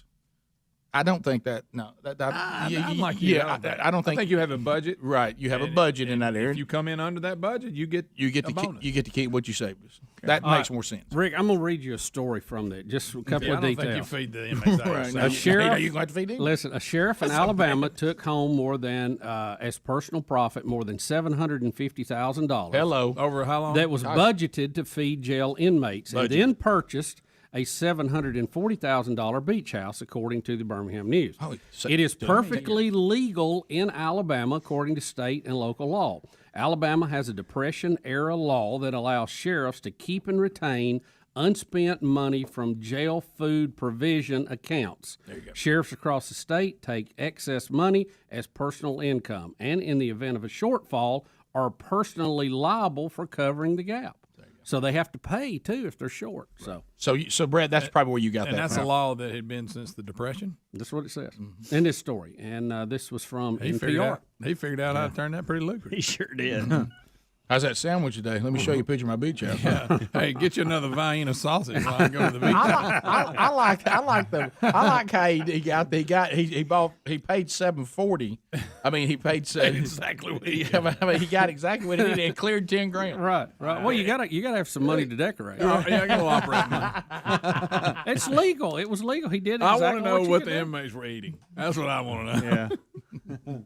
That's funny. I tell you what, because we remember Hormel chili, what we used to live off of. Yeah, they like you said, Raymond noodles. Yeah, Raymond noodles. Vienna sausages. Yeah, you can buy. Yeah. Oh yeah. Probably a lot of Taco Bell. You can go Taco Bell. And for $10, you can buy the whole menu. I mean, I'm exaggerating, but it's a lot. You can get a lot for 10. Yeah. I saw a site. You know how we always talk about all of us that are biggins and just how things look. I saw a site. Y'all, it was a sight, and I had to just sit there and go, well, there we are. I saw a really, really large person, overweight. They could barely even walk because of the weight, and they were walking. They were methodic, and they were moving, not walking at a track, walking toward Taco Bell. And are you talking about me again? And you know when you put a bait in front of like an animal and you're trying to move it? Yeah. I picture myself sitting in a tree stand. I said, over a Taco Bell, here comes one. There you go. Rick, let me give you Great, but just that visual that I'm like, I'm thinking, stop taking every ounce of energy. Walk the other way. But I'm going to get there. Turn around. Rick, one more note to this story, and it's been a while. When the sheriff's predecessor died while still in office, all the money in the food provision account went to his estate, as state law dictated. The new sheriff had to come in and borrow $150,000 to keep the inmates fed. He was paying down that debt for years, according to the Gadsden Times. All right, is that anonymous? Is that what you were going to say? Because you said you were going to tell us how it ends. What Bubba just said, is that what you're going to say? Anonymous. Oh, hello.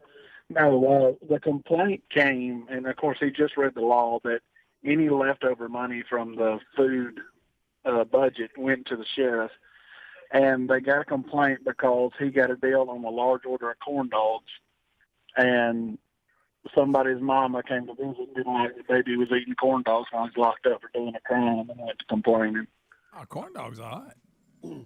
Huh? I don't want to be in jail. People having that corn dog. Yeah, that's a good point, right? Oh, I'll tear a corn dog up. I don't want to be in jail. I don't think you want to announce that on Jail Block J, though. I don't want to be in jail when people handing out corn dogs. Period. Trade day, yes. Jail block, no. Yeah. No, give us a sandwich. Yeah. How about that long one at Gatlinburg? You know about Fanny Farkles? Yes. Ain't that it? Yes. God, that was good. That was the But best. I don't think you got the point of that last the best conversation. No, but don't even. Hey, if you're in jail, they'll take a pass on it. Especially if it's Fanny Farkle. Mm-hmm. That's a big one. If you're in jail, just say, you know what you say if you're in jail when that comes around? Because I got news for you. The rest of the cells are watching. No, thank you. I'm good. Oh, my. Could I have a peanut butter and jelly pocket sandwich, please?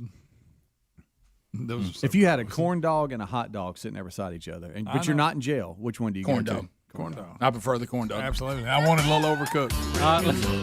This is in a totally different case, okay? This is a different sheriff, different county. Is it a spiral dog?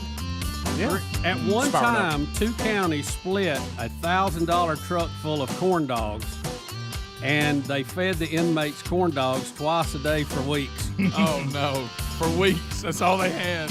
Well, don't go to jail. That's right. I agree. By Rick them. and Bubba, Rick and Bubba.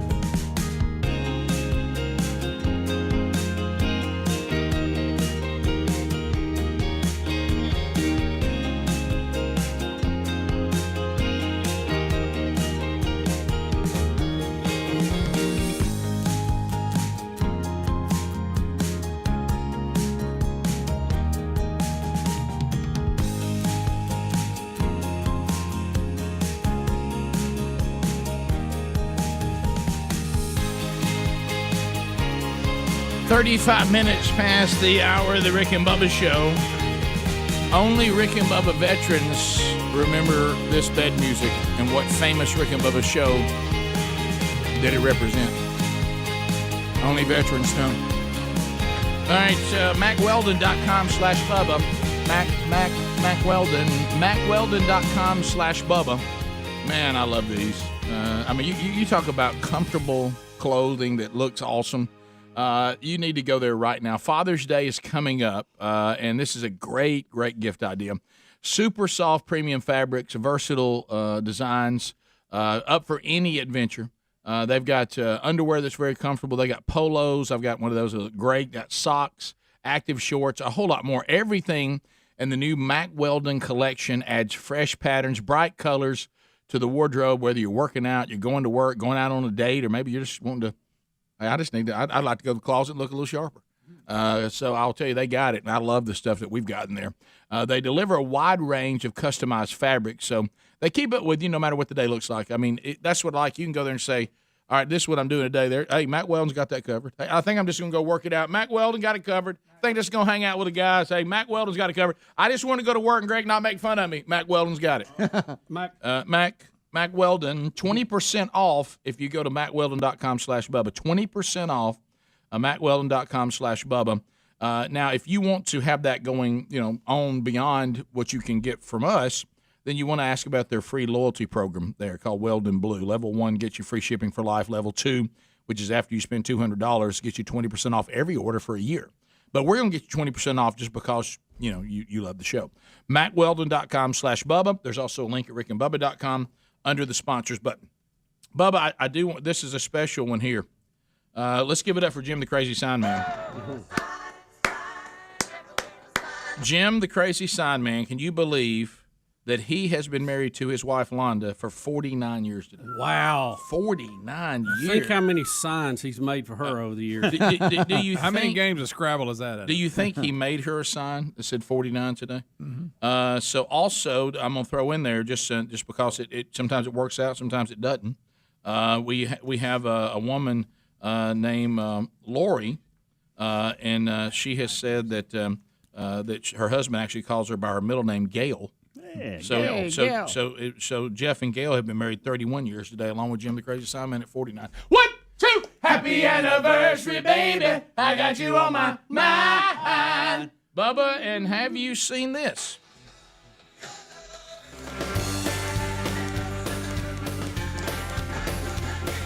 Have you seen this, Mr. Bussey? Are y'all hungry for a corn dog now? Yes. Speedy is especially. I love corn dogs. As long as I'm not in jail, I'll have one. Those sticks could be weapons. Yeah, There's all kinds of problems. If you don't want corn dogs twice a day for weeks on end, don't go to jail. Yeah. If you're worried about being given cheap corn dogs, don't go to jail. Mm-hmm. All right, but listen to this, Bubba. Rand Paul, he's just, everybody's favorite libertarian. Yeah. Okay? Yeah. And he has been out there on this COVID thing and then the overreaching by the government.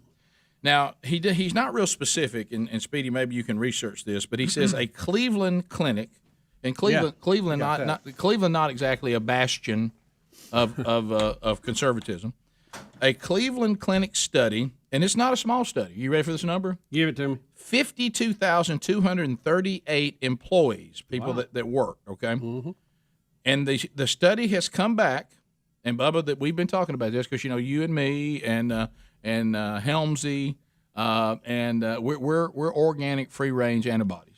Okay, and then you have Adler and Greg who are fully vaccinated. Right. Okay. Yeah. And what the study showed is either one of those will do, meaning that one is not superior to the other, as we've been led to believe.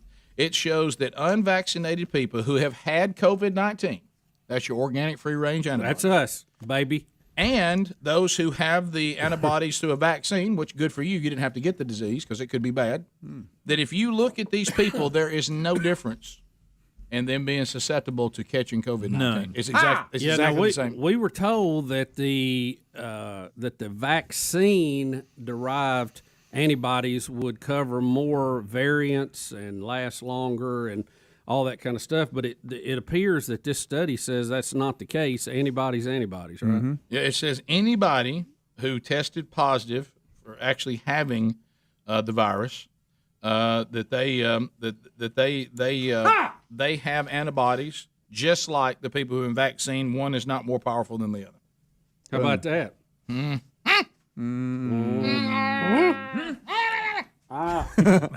So there it is. So this is the deal.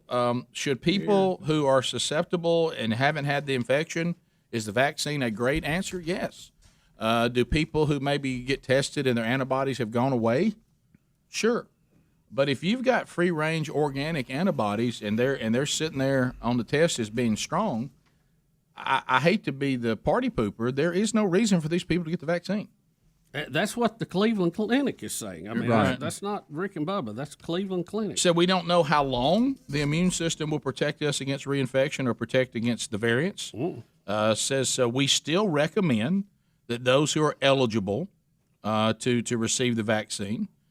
He says, but he said this data could guide vaccination efforts should there be a shortage of vaccine supply. Meaning, if we get to where we are struggling, don't let the people who've already had the virus, don't give it to them. That's a waste. Give it to those that haven't. And Which Rick, that makes sense. You know, right after this, the question was, how long will it last? Well, even if you don't have antibodies, that doesn't mean your body won't fight it off. It just means they haven't manufactured them lately because they haven't been exposed. It's Right. still in the old filing cabinet, Right. remember? Yeah. So, but Rick, the number on this, 52,000, this is a big study.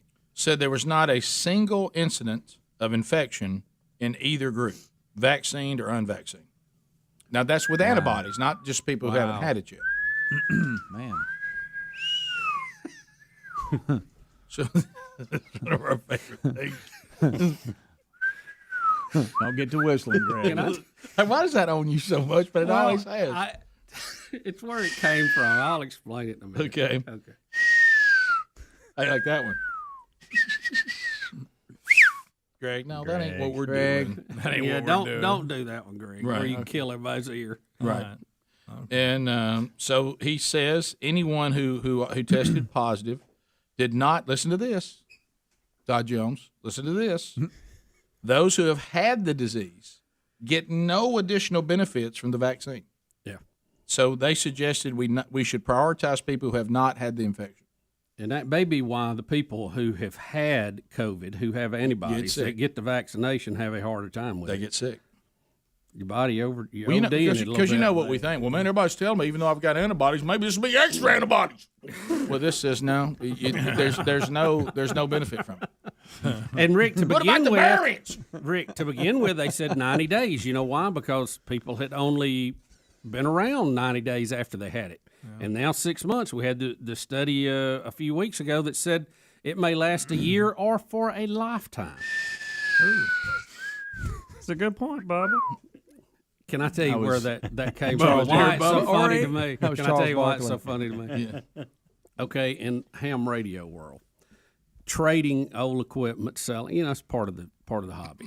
So they would have these nets where it was a trader's net where people would list their equipment and how much they wanted for it, and somebody would think they really was giving somebody a deal, right? And they said, "Well, like I have this radio and I want this much." But people in the background would start whistling like, wow, that's high. And I would sit there and listen to it, and I would get to laughing so hard I was crying. So, I got because the person telling it couldn't hear them because they were transmitting too. Yeah, I got a screaming eagle. I think I let it go for $99, like it says. And they'd just be telling about it, and how much they loved it, and what good a shape it was in. People whistling, cat calling behind it. I mean, I would just be crying, Rick. And that's where that came from. But it's still funny to me to hear people do that. Do y'all whistle a lot? No. Not enough. Wait a minute. Not good enough. Huh? When you call for the dog? You have to whistle at the dogs a lot. The outside. But you do that. You do the outside whistle. I still can't do that Greg whistle. My buddy chases the mailman. I have to try to whistle him back. Yeah, I've tried to do it the way you do it. See, that's a whole. Hey, that's I a whole backed off nother the level. mic. I wish I could do that. I mean, I don't whistle. I just realized I don't whistle a lot. That's like a professional whistler versus we're playing high school. Yeah, you're exactly right. I just realized I can't whistle real good. You don't. That's pitiful. Yeah, you don't get to win. I gotta get my tongue right. I mean, even the regular Your whistle's not very good at all. Give me a chance here. It's 10 times better than mine. Let me hear yours, Sam. I can't. Are you going sucking backwards? in? I'm sucking in. I'm You're backwards. backwards. You suck in. That's Told you I was what are you, embarrassed of it. 4 years old? What are you doing? What do you do? How do you do that? Evidently, I can do something y'all can't do. You can't do the Mayberry thing like that, though. No, you cannot. We'll be back. Rick and Bubba, Rick and Bubba.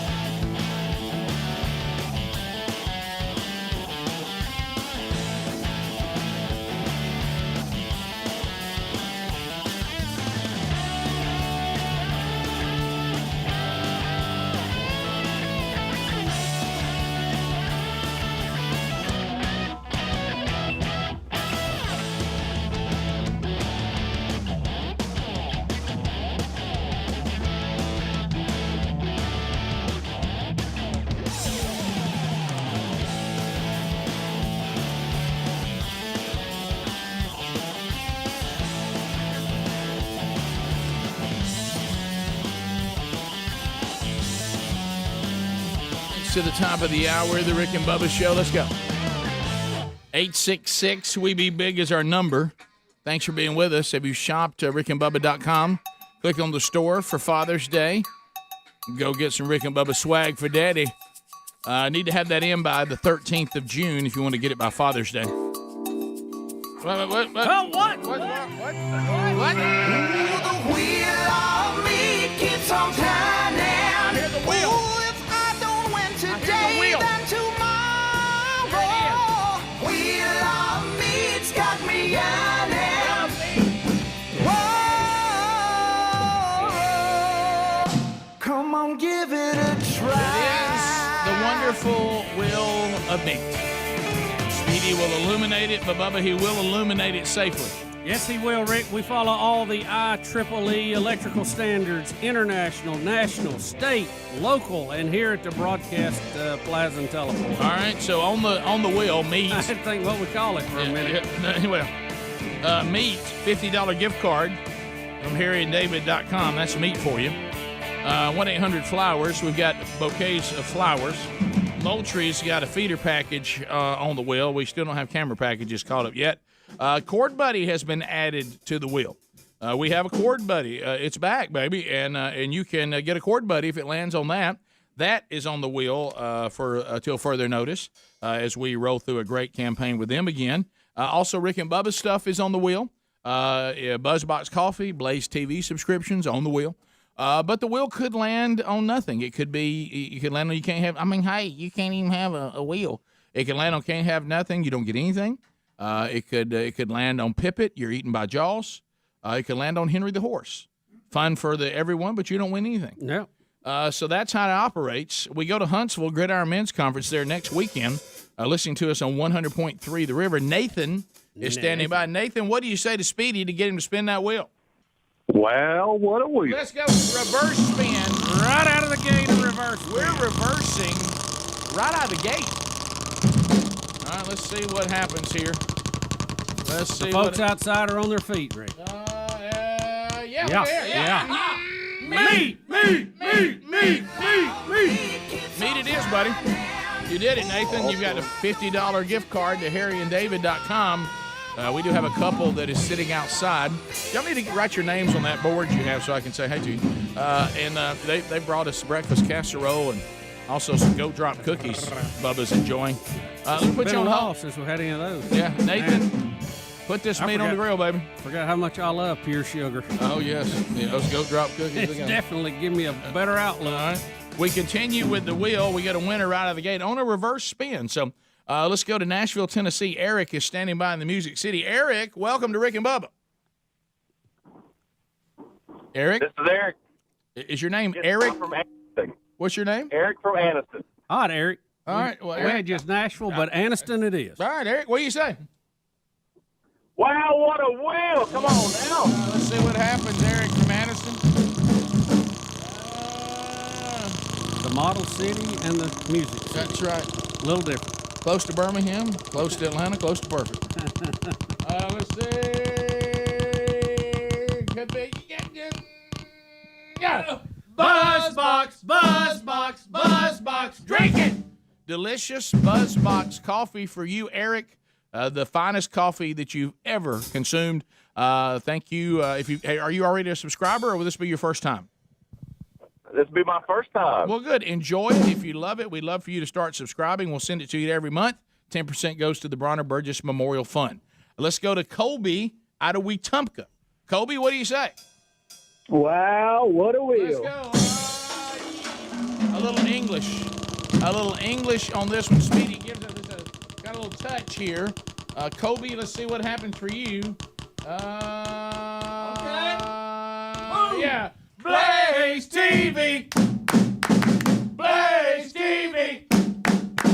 So, Colby, if you don't already subscribe to Blaze TV, there's a lot of great content there, including the Rick and Bubba Show. You can subscribe to all the great programming from Blaze TV. So we'll put you on hold, and they'll send you your free subscription, okay? All right, thanks, guys. All right, thank you very much. So what's the names of the guys? So this is Caleb and Leslie Davis from Springville. So they're Thank outside you, guys. watching the plaza today and brought us some delicious food. Let's see. Where do we need to go next? Boy, there's a lot going on. A lot of people trying to get in. Yeah. Let me look here. Let's see. There's one. All right, Jordan, fire it in there. Let's go to Jordan in Gardendale. Jordan, what do you say to Speedy? Wow, what a wheel. Let's go, Speedy. Jordan, can he do it today? Can the winning continue? Did I just mojo Jordan? Did I just Rick, mojo Jordan? what are you doing? But I love the lights on the wheel. Yeah, they are pretty. I tell you, that wheel was a good one. Isn't it? Come on. Yeah. Flowers, flowers, flowers. Smell it. All right, Jordan, fire it in there. All right, so Jordan, let's see. Do you want 2 dozen multicolored roses to be sent, 2 dozen red roses, or would you like to have vibrant summer lily bouquet? Let's go with the summer lilies. Summer lilies it is. Did you kind of feel like Jordan was a summer lilies guy? Yeah, I felt it all along. Summer lilies. Now, who's that impression? I was being him. Oh, okay. That's It's just Speedy. Speedy. All right, let's go to Greg. Bubba, I want you to look at Nicholas where they say he's calling from. Just enjoy that. I love interns. Ott? From Ott. You think that might be Ott? Probably. All right, let's go to Nathan. Nathan, where are you calling from, buddy? Kentucky. Oh, I'm sorry. No, Nathan, I'm sorry. I'm going to. Well, you can't hang up on him now. Yeah, I Rick. can't. No, Nathan, you're in. Hang up on me. No, I won't, Nathan. Nathan, what part of Kentucky are you from? Western Kentucky, far western. Okay, go ahead. All right, what do you say to Speedy? Come on, Nathan. Wow, what a wonderful wheel. Did you see the lights just in when Nathan was just about to? It flashed or something. I was looking down, but I caught It's like it came like it caught light. Now what do we do? Yeah. All right. So what do we? We don't have a chord buddy. We don't have a chord buddy chant. Why don't we go chord buddy, chord buddy? String it. String it. Learn it. Strum it. Learn it. Strum it. Strum it. Strum it. Learn it. All right, we'll go learn it. Chord buddy, chord buddy, chord buddy, learn it. All right. So Why are you learning it? Speedy's having a tough pun day, isn't he? Yeah. All right, so chord buddy, you know what this is. You're playing guitar the first day. Do you strum with your right hand or left hand? My right hand. All right, well, it does say that. Chord buddy's asking for that. They really are. All right, so I'm putting you on hold. I know it sounds like we're That's doing kind of personal. I know it sounds like we're doing a terrible joke, but we're really not. All right, let me put you on hold, Nathan. So Nicholas, who's in Ott, or better known as Nicholas, I bet this is Op, isn't it? Yes, sir. All right, what do you say to Speedy? Wow, what a wheel. Yeah. All right, so let's see if we can make this happen for you, Nicholas. And let's see what we can do for Nicholas here. All right, come on, Nicholas. Da-da-da-da. Look at here, look at here, look at here. Oh, it's Henry the horse. Here comes Henry.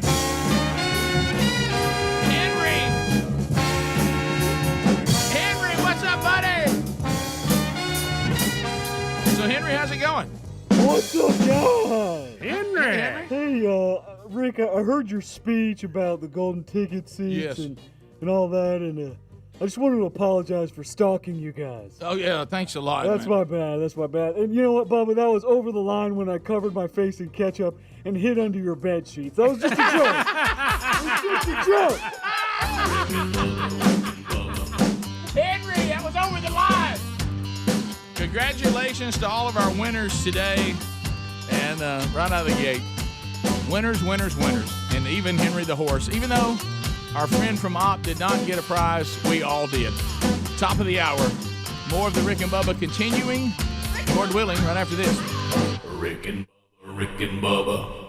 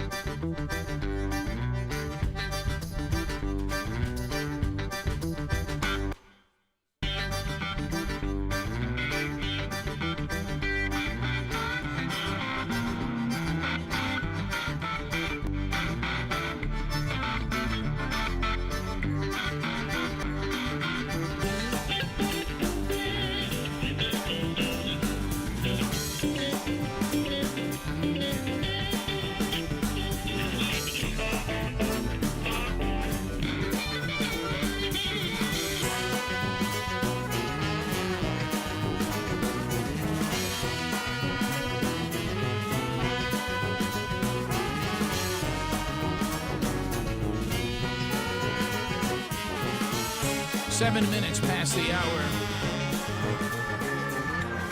A brand new hour, and we thank you for being with us. Speedy, the real Greg Burgess, Helmsy, and Eddie Van Adler all hear your phone calls coming in on that number I just gave you, 866-WE-BE-BIG. Interns helping out today, Millie Vanilli Wafer and Picking and Cheering, as they bang out a degree in common sense from Rick and Bubba University. Of course, common sense now a superpower. Welcome back.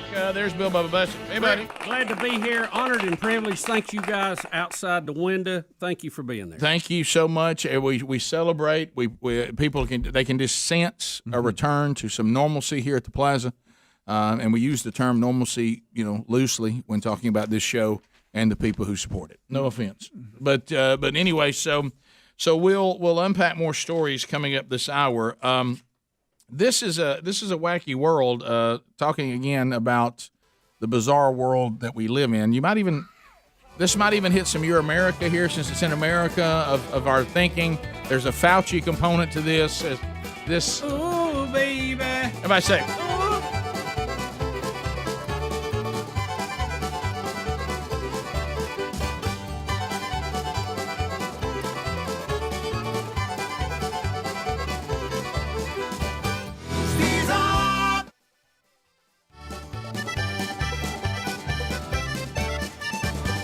Bubba, remember, once again, as our ongoing theme continues, things that we will protect you from, but things we will not protect you from. Remember, Blue's Clues will never, ever give an evangelical message about the authoritative Word of God. Don't you worry. The folks at Blue's Clues will protect you from that. But if they want to have a drag queen do a Two Mommies, Two Daddies parade for Pride Month, they will not protect you from that. On that, you've got to do your job as a parent. Well, here we go again. Bubba, are you familiar with the Philly naked bike ride? Rick, amazingly, no. Right. I just got to tell you, there's a lot of things when it comes to not having clothing on that you shouldn't do. I mean, a lot. I would think riding a bike is right up there. It's on up there. Yeah, Rick, I would say if you don't have clothes on, I don't want to be around anything with spokes. No. And that seat's uncomfortable with shorts on. We even make specialty shorts so you can be more comfortable. Can I tell you, when those shorts go away, hello seat.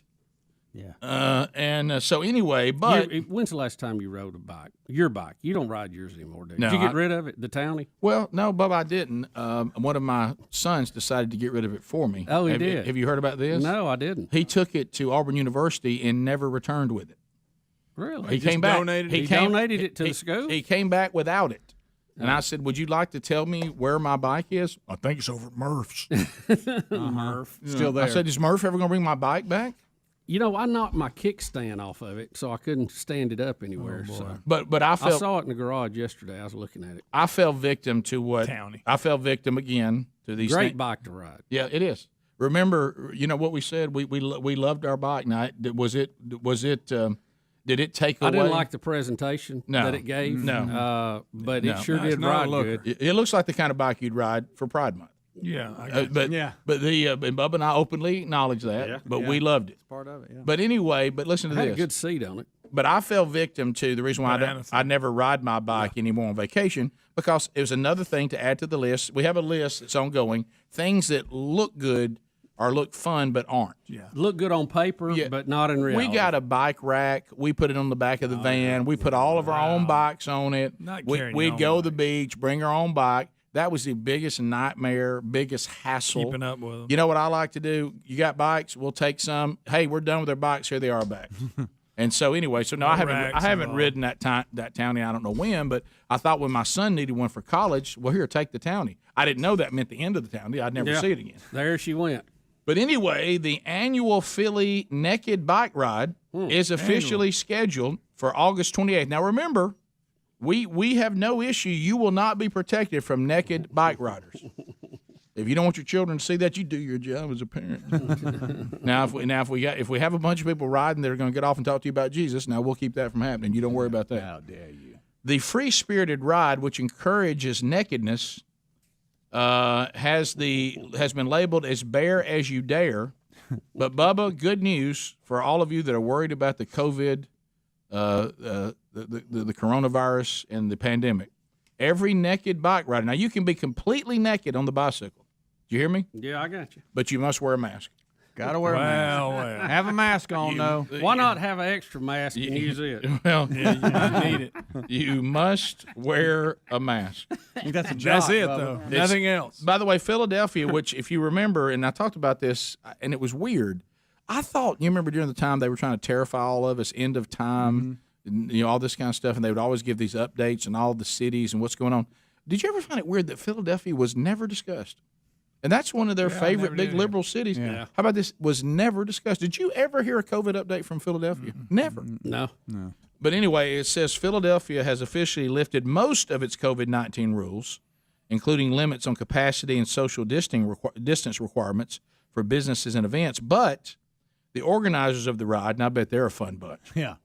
They said they've yet to discuss the recent changes in the city's guidelines because they're going to stick with their own initial mask guidance. Now, there's no logic to this. Oh, wait a minute. So the city's returning to normal, but you're not even riding until August, which means it's only going to get better. You can't just reason through. Of course, remember, these are people that ride bikes naked. So Yeah, they've I was already going to say normal left. Yeah, they've already taken a Nothing bullhorn normal. and announced to the world we don't think right. Mhm. We are not logical, because if we were logical, we wouldn't be naked on a bicycle to begin with. If we had any sense at all, you just wouldn't do that. Somebody says, "You want to be naked?" Well, what am I going to be doing? Riding a bike? Nah, I'm out. No. Out. Hey, you want to say naked riding a boat? Maybe. Okay. You know what I mean? But on a bicycle, that's one thing I'm not going to ride naked. You know, that's something you don't hear of much, a naked boat parade. No. You just don't hear that much. Well, I've tried that down in I've seen. But I've seen what some of the people are wearing. It might as I was well. about to say I've seen one break out, but it wasn't official. You know, but Bubba and his hat, and that's it. You're right. El Capitan. There's a hat. Pair of flip flops. I keep my shoes on, Greg, just in case I have to run. But guys, You never know. do you realize the lunacy of this? Yeah. Now we do want you to still wear your mask. Yeah. Rick, Now, go first see. of all, has anybody? Look, I am a dandy. Even I know the research on the coronavirus being passed outside. It's practically nil. No. They're going to be outside riding bicycles in the open air, naked. But we worried about the spread of coronavirus. Get a mask on. They need to worry. Why About, don't they need to worry about them seats on them bicycles. Thank you, Greg. We need to worry about the spread of other things. Right. Yeah. Right. The Rick, coronavirus you know, though, when can't you- even get in the top 5. When you have a bunch of bicycles riding together, and you'll have them all, grouped in when this starts and everything. Can you imagine the things that you could skin if you fall off that bicycle? Oh my gosh! It ain't just knees and elbows No, anymore. it's You know? No, sir. Naked and afraid. So there we go. That's a real story. We'll take your phone calls next at 866-WE-BE-BIG. Daniel in Kentucky, stand by, and others. We'll also hear from DeSantis again this hour, who Donald Trump's already said he thinks he'd be a good running mate for him. We got a speech from him coming up on wokeness this hour, which you need to hear. But we'll take your phone calls next at 866-WE-BE-BIG. Rick and Bubba, Rick and Bubba.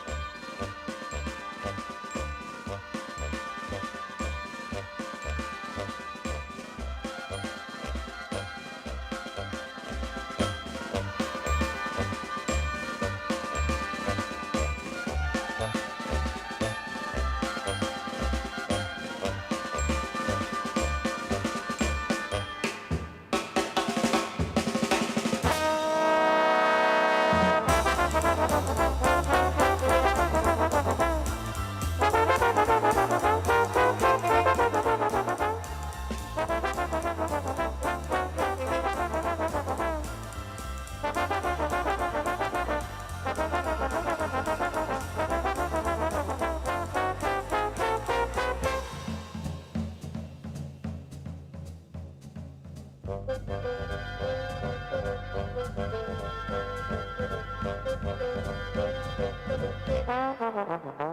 you.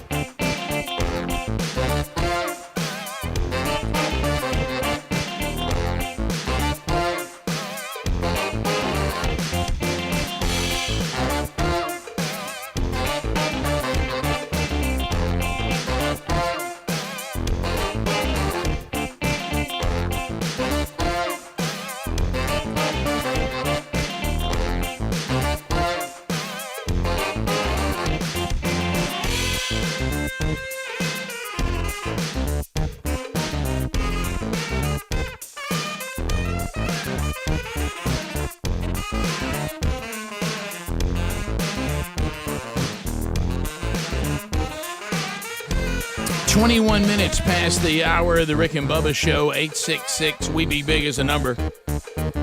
We got phone calls standing by. Daniel's out of the great state of Kentucky. Daniel, thank you for your patience, and welcome to Rick and Bubba. How you doing, buddy? Hey, living large. How about you guys? Good, doing great. Hey, so Kevin Max, who my 2 cents worth, I think, is the reason that Toby and Tate kind of got all disbanded in DC talk. But anyway, he has just recently came out last week, Kevin Max that is, and said he is now ex-evangelical, which is a mouthful to say.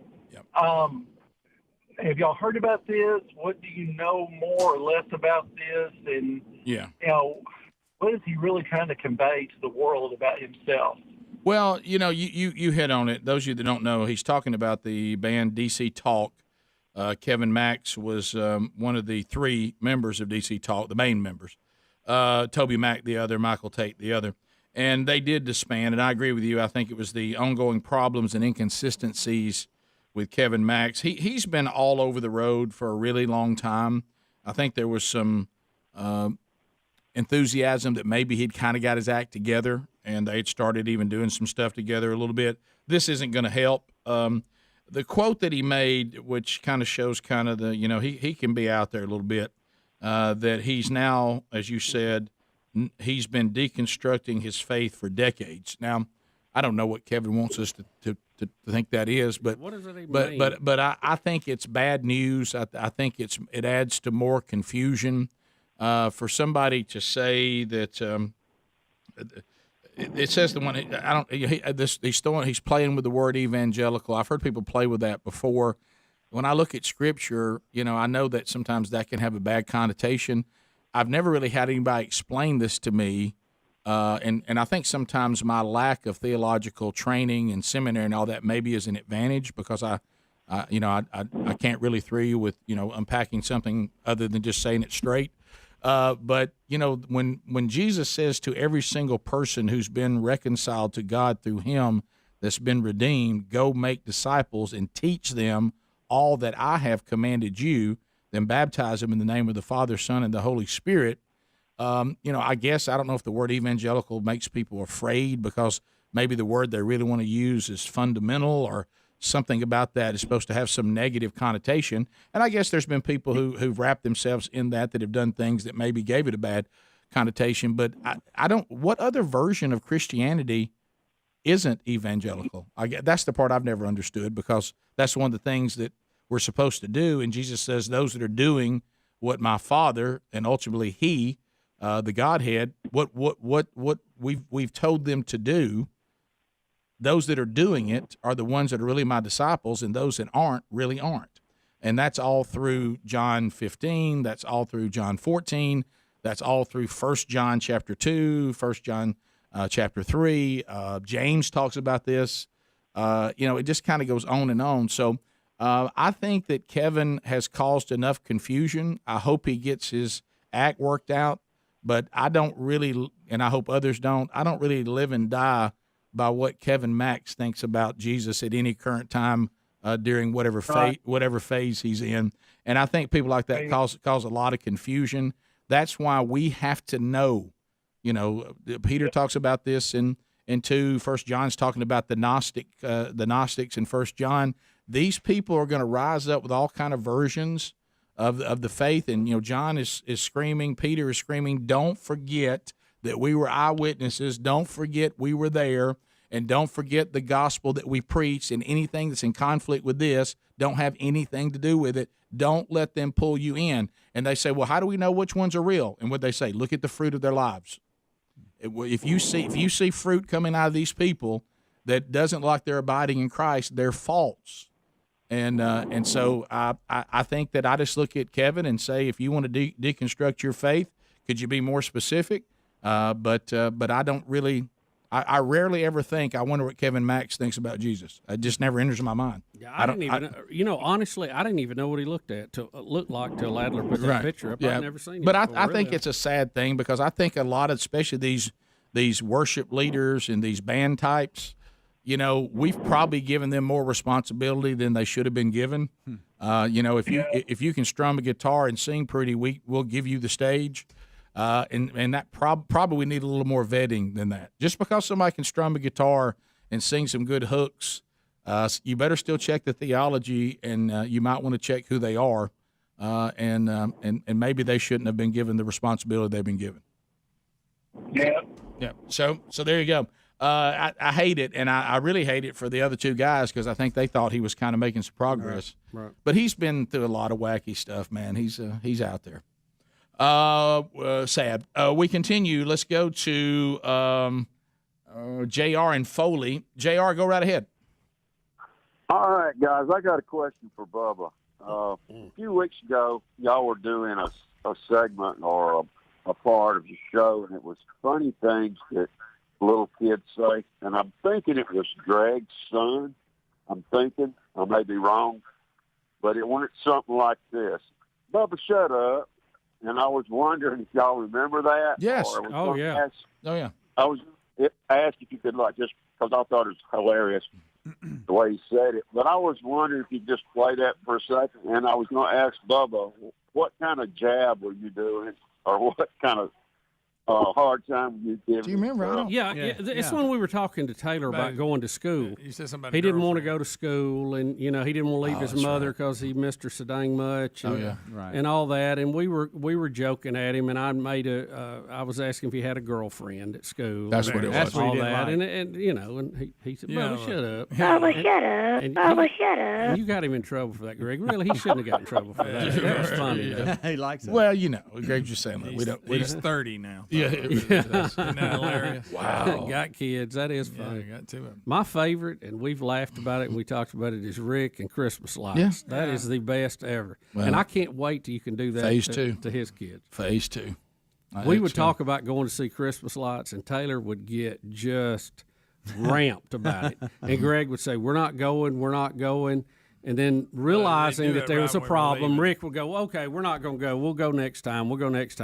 Greg will get Taylor in that car seat, get him snapped in, shut the door, and Rick would say, now let's all go see Christmas lights. Yeah. And you'd hear Taylor scream bloody murder as they drove off. The one I love is I can see him throwing his head back in his chair. Yeah. He's a little dramatic. It was fantastic. He won't see them Christmas lights. I love his face when you talk about it better writing him down. He can't stand it. Because he's 30. He has 2 kids. Been a while. Hattiesburg, Andrew standing by. Andrew, go ahead. Went by quick. Andrew. Hey guys. So I lived in Philadelphia for a couple of years, quick two-parter, and I lived in an apartment on the main road, biked regularly. I have no idea how people keep their bikes, because at first it was out in front of the apartment, launched the rail, came out one day, sat down on it. Someone had stolen the seat. That was fun. Stole the seat. Can't have nothing. I mean, Yeah, you can't even have a bike seat. Not in Philadelphia. Tim in North Alabama. Tim, go ahead. Hey, fellas, you doing okay today? Yes, sir. How about you? Good. I was also calling about the naked bike riding. Yeah. In Philadelphia. Did they specify where you had to wear your mask? Somebody said, look, I got my mask on. Yeah. That's problematic. That's not where the mask can be worn. It's problematic. We'll come back. A great speech against the woke culture from DeSantis. We'll be back. Rick and Bubba.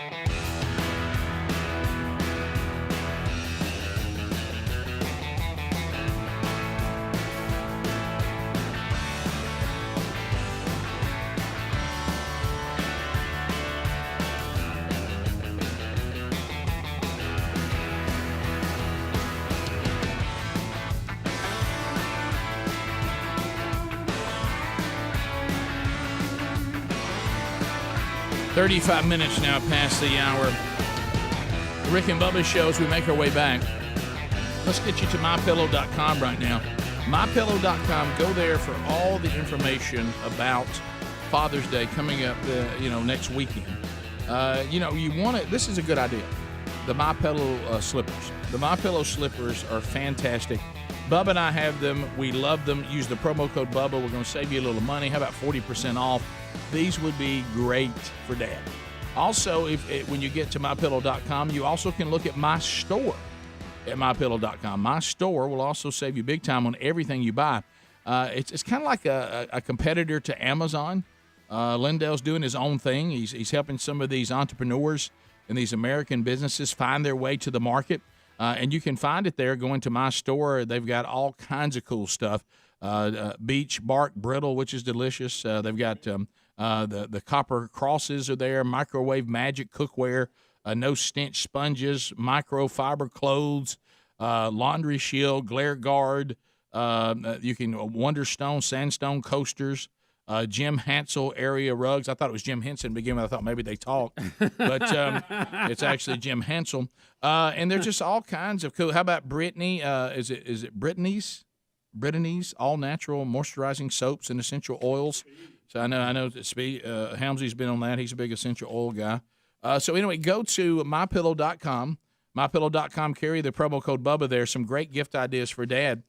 Coming up next week. Also, tomorrow we'll be doing Rick and Bubba University, the podcast, and our friend Brad Stein will be back. Now, if you've never seen Brad Stein, man, he is full of energy, and he's on his unapologetical American tour, which he just says all the things that we say.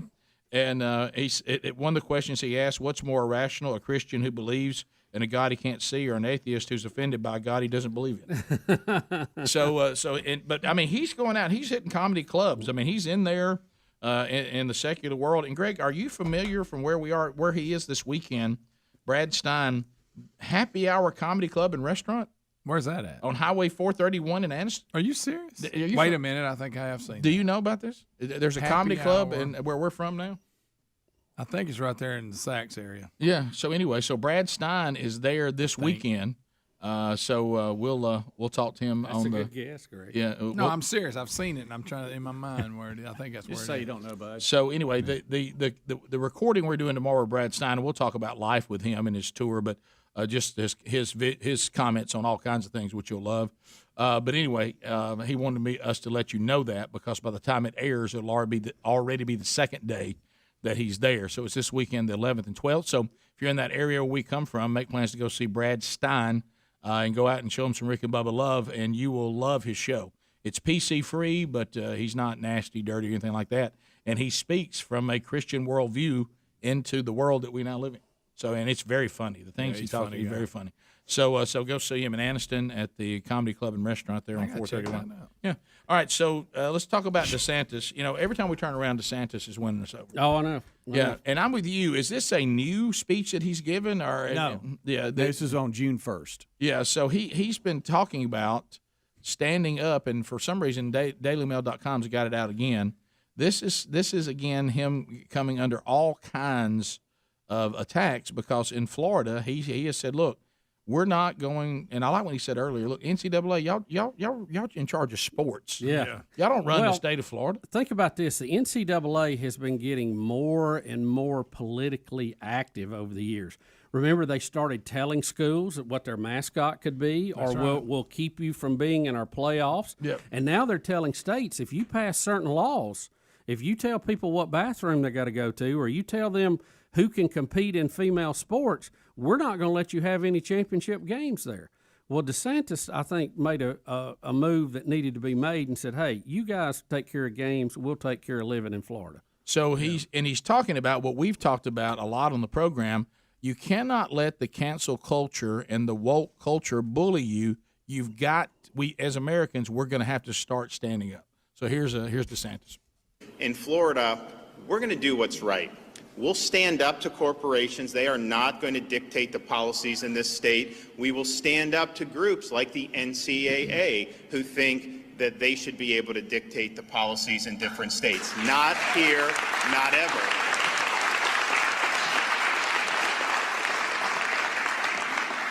And so we won't be cowed. We will stand strong. And here's the thing.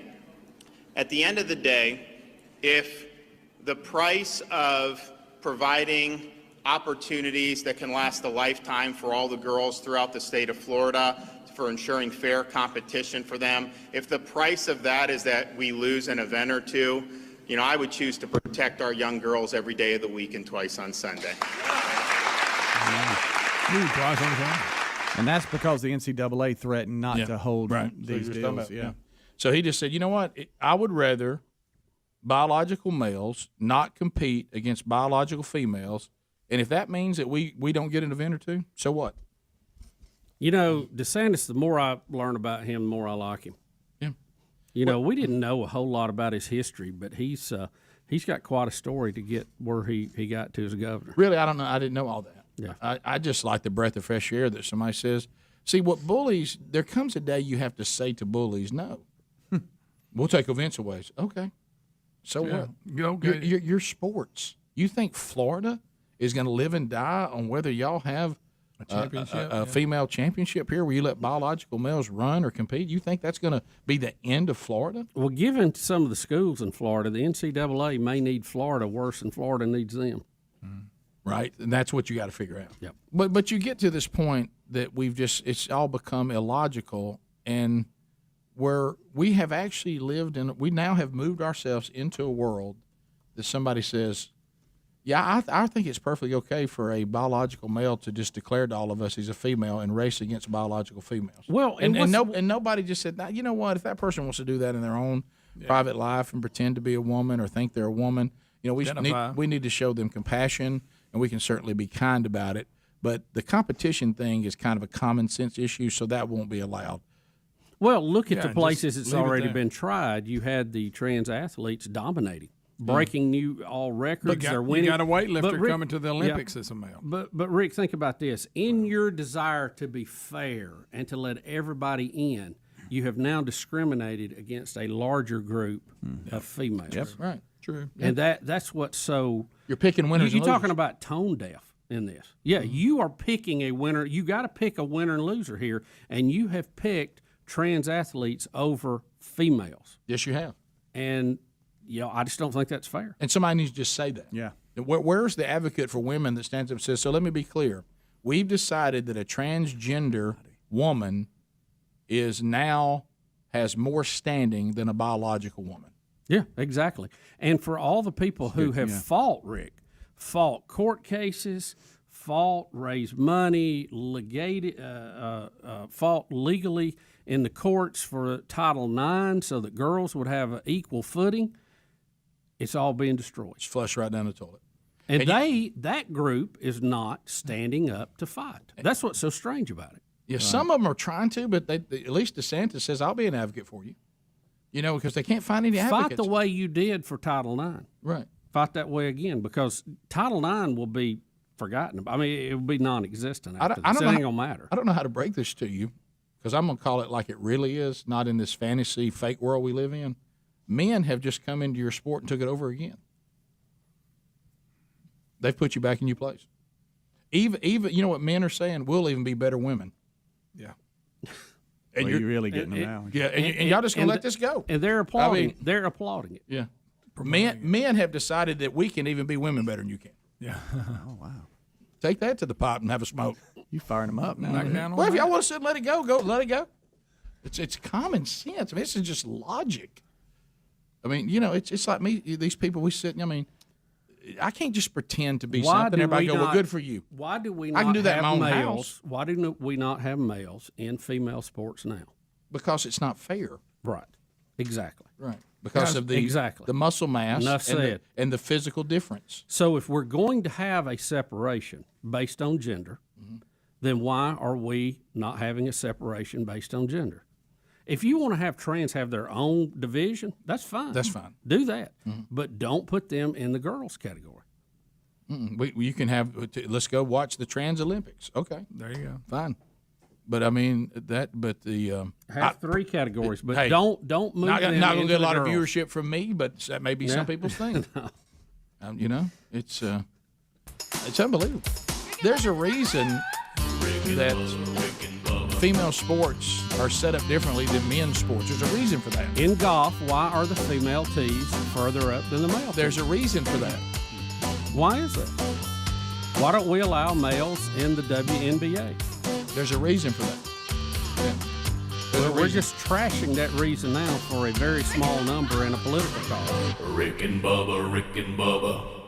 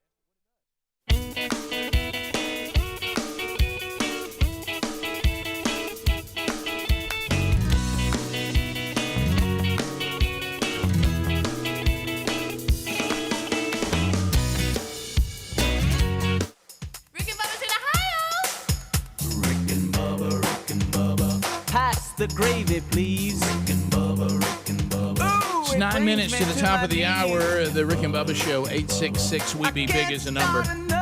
Wednesday Bible study back today, live at noon on our YouTube channel, 1 o'clock Eastern Time, archived soon after, and available for your consumption if you so desire on your own time.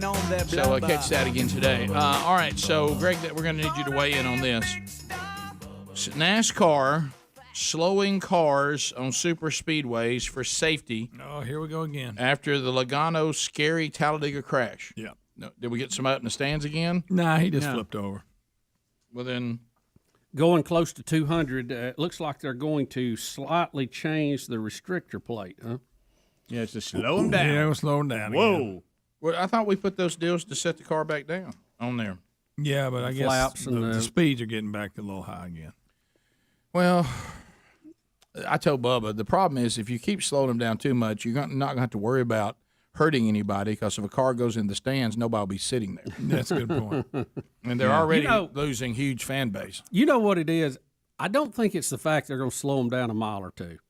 It's the fact we know they're doing it. Yeah, that makes you feel like, yeah. that somehow we're backing up. If we didn't know it, we wouldn't miss it, would we? How many years ago, because they slowed them down, and they were like in the upper 180s, I know, for a while, weren't they? When they first slowed them down. Yeah. And then they started speeding them back up. Yeah. So they're saying now, okay, we're getting too fast? Well, they were up about 212 when they first did the restrictor plate. Yeah, when they had when they first Bill did was it. going. Yeah, right. Yeah. So now they've inched their way back to around 200. Can you imagine what they'd be running now if they'd have never put them on there? Oh, with my goodness. aerodynamics like they are now compared to then. Oh, my. Wow. And they're constantly tinkering and, trying to get them a little bit quicker. And like I said, it's took many years, but they've got, that extra 15 miles per hour back on them. So is Logano, did he hurt? Did he hurt? No, I don't think so. I mean, it was a scary wreck, but. Well, yeah. Well, they happen there all the time. To me, I don't know how it's any different than any other one that was upside down there. But right. Something about it just didn't. Yeah. I think, well, and also if you remember the year before when Ryan Newman at Daytona when he flipped up, somebody hit him right in the. Right. And he don't even remember being there. But, I mean, if what caused it was the way we race is I mean, if I'm at 189 and I get in the same situation and somebody hits me, isn't the same thing going to happen? I don't know. People are a whole lot smarter than me trying to figure it out. Understood. Yeah, and Rick, I know what you're saying. The dumb logic is that if you have that many cars grouped together, you're going to have more horrific wrecks than if they're spaced out going faster. Mm-hmm. Right. But they ain't been spaced out in a long time. But that's what the restrictor plates, started that, grouping them up. Yeah. But which like I like say, there's people that study that stuff. It's fun to watch. It's probably not fun to drive in, but it's fun to watch. They're making recommendations to keep drivers and fans safe. So. Well, because I remember going to a Talladega race when we were kids, and Buddy Baker lapped the entire field. Yeah, so it's hard to come back like that. Yeah, and Bill Elliott, came back. Same, and but that wasn't much fun to watch. It wasn't much fun to watch. But he had to catch up. That was fun, though. Yeah, no, he was behind and had to catch up. he ran them down. That was. But that was. But the one when you're talking about Buddy Baker, I mean, it was over. He's halfway through. His car was so superior to everybody's that day, and he lapped the entire field. Yeah. Every time Bill Elliott would pass somebody else coming back from a lap down, everybody would just go nuts. Right. Every car. I saw where they're also going to add flashing brake lights on road courses on the back of the cars, like they do in Formula 1. They ran in rain the other week, too. Really? Yeah. Oh, there you go. You're just making up stuff. No, now. they did. They didn't go very well because they need to come up with a way to where it's blowing off the other car. Yeah. That caused big problems. I know it's another. They finally had to stop. I know it's another series, but you guys had told me about the Formula One series on Netflix for a long time, and I just never committed. And I committed, and I watched it, and I felt so silly because I had no idea it was such a big deal internationally. It's unbelievable. That's a fantastic watch. By the way, what is it? A documentary? Yeah, it's just a series. That's third season now. Yeah, I think they've done 3, Rick, and they follow the teams, and it goes through ownerships and drivers and the technology behind it and engineers, and it's just the whole deal. They're a Yankee, right? Yeah, they have no commitment. The technology side's what caught me off guard. I like knew there was technology in racing in general. I didn't know it was this detailed. Looks like a space launch. And the way they'll come and they'll take over a city and just take it over and totally puts a course through your city. But isn't like a lot? Isn't this one of those sports like a lot of? I'd rather see a documentary on it than actually watch it. Exactly. Oh, absolutely. Well, it's because I've never wanted to watch cars run through a city. Right. Now, I will tell you this: if you watch this, you would pay more attention to it because it comes on real early on Sunday mornings. So if you're up getting ready for church or whatever, turn it on ESPN, and normally it's running. And Bubba, you'll like this. A little side note that would interest you. One of the team managers, I guess I call him, the head honcho for Red Bull Racing, is married to a Spice Girl. Really? Yep. Which one? Ginger. Yeah, it's the redheaded. Oh, yeah. Yeah. It's just I thought that might intrigue you there because you're a big Spice Girl fan. Right. Tell me what you want. What you really There you want. go, Bubba. Look at there. There you go. There you go. Sometimes I wonder why For he some tries reason, job. I didn't realize Sean Penn was a Formula One race. Red Bull went with a red head. Huh? Yeah. To the phones we go. Let's go to Ryan out of Alabaster. Listen to 104.7 WZZK. Go right ahead. What's going on, Biggin? Hey, buddy. Hey, just on that last segment, I just wanted to put another spin on that. And people need to realize we're just like really opening Pandora's box here with the whole female-male thing. What happens when a female thinks she's a male and we are letting her compete in female sports, but she's had the surgery and now she's taking all the testosterone and the hormones? Is that not considered PEDs? Yeah, they've already talked about all that. How many, though, most of this athlete argument is males trying to go down and compete as female. We don't hear about females who are claiming to be male trying to compete with males, do we? Well, because I'm sure there is some. Not much because it doesn't work good that way. It doesn't. Now Vanderbilt let one onside kick. No, that was just straight up. Right. That was straight up. She just had a helmet and shoulder pad. Right. Okay. No, Straight up all female. right. Okay, that's straight up. Bubba said she wasn't bad. Here we go. Why you always go? Yeah, I did. Anything. Mama June. Holly Rowe. I love Mama June's my what favorite. he said once Mama June dropped 100. Bubba thought she was fine. Not the height. Gosh, that's so Hey, good. you know that's a lie. Okay. She still had them teeth. Hey, what about when you're a rookie and you're all fired up because you made it to the show, you playing for the Pirates, and you hit a yickety yak, and then you miss first base. Well, I Rick, I know they yanked it right off the books, but at least he can say I did hit one out. I know, but I mean, you did hit it the distance you needed to hit it. You got to touch the back. But it doesn't. Should it really matter? This is one of those rules that I think is ridiculous. It shouldn't matter because to me, once it leaves the park, it's dead. Yeah, I mean, nothing counts. Yeah, I think I don't once care it's, if you run once across it's a the pitcher. home run, it doesn't matter. You're running the bases as a victory lap. Exactly. Not to finish the that home play's run. over. He's admiring that You hit, know? isn't he? Boy, he really missed first base. Nice cleats It's you not. got How about not even close? So in banana baseball, do you have to run the bases when you hit a home run, or can you just go, all right, that's it, I'm going back in? That's one rule that needs to be changed. I think they should just let them go back in the dugout if they want to. What if they don't Yeah. want to run it? They Yeah, should if tip you their want, hat and go if sit you down. want to run the bases, it's a victory lap. Yeah. How are you on? And I know some of the levels of baseball I've done it. How are you on? I want to walk this guy. Just put him on first. Yeah. I don't want to throw these outside pitches. I love that. I do too. No sense of wasting time. There's enough time in baseball wasted as it is. Yeah, I want to walk him. Yeah, but a lot of absolutely. times you'll see somebody do that and throw a wild pitch. It rarely happens. Rarely Now, wait a happens. minute. Only on Bad News Bears. Kelly Leak hit that one out I there. know he They were did. trying to walk Kelly Leak on the Got Bad it a News little Bears. close. Kelly Leak on Bad News Bears did it, but that's the only time I've ever seen And it I done. think Leon and Bingo Long's Traveling All-Stars and Motor Kings did the same thing. Remember that movie? That's right. It's almost exactly the same thing. He did. Who did it first, Leon or Kelly No, Leak? I don't know. I'm all right. I'm all right if the pitcher says I want to put him on first. Just send him on down. Yeah. Top of the hour. If you leave us, have a great day. Rick and Bubba, Rick and Bubba.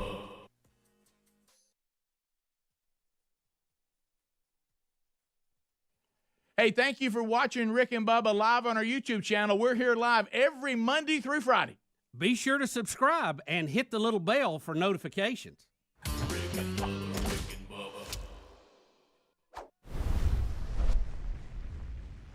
Without him, brother. Rick and Bubba, Rick and Bubba. Oh, there is no other. Rick and Bubba, Rick and Bubba. Waking on their blubber. Rick and Bubba, Rick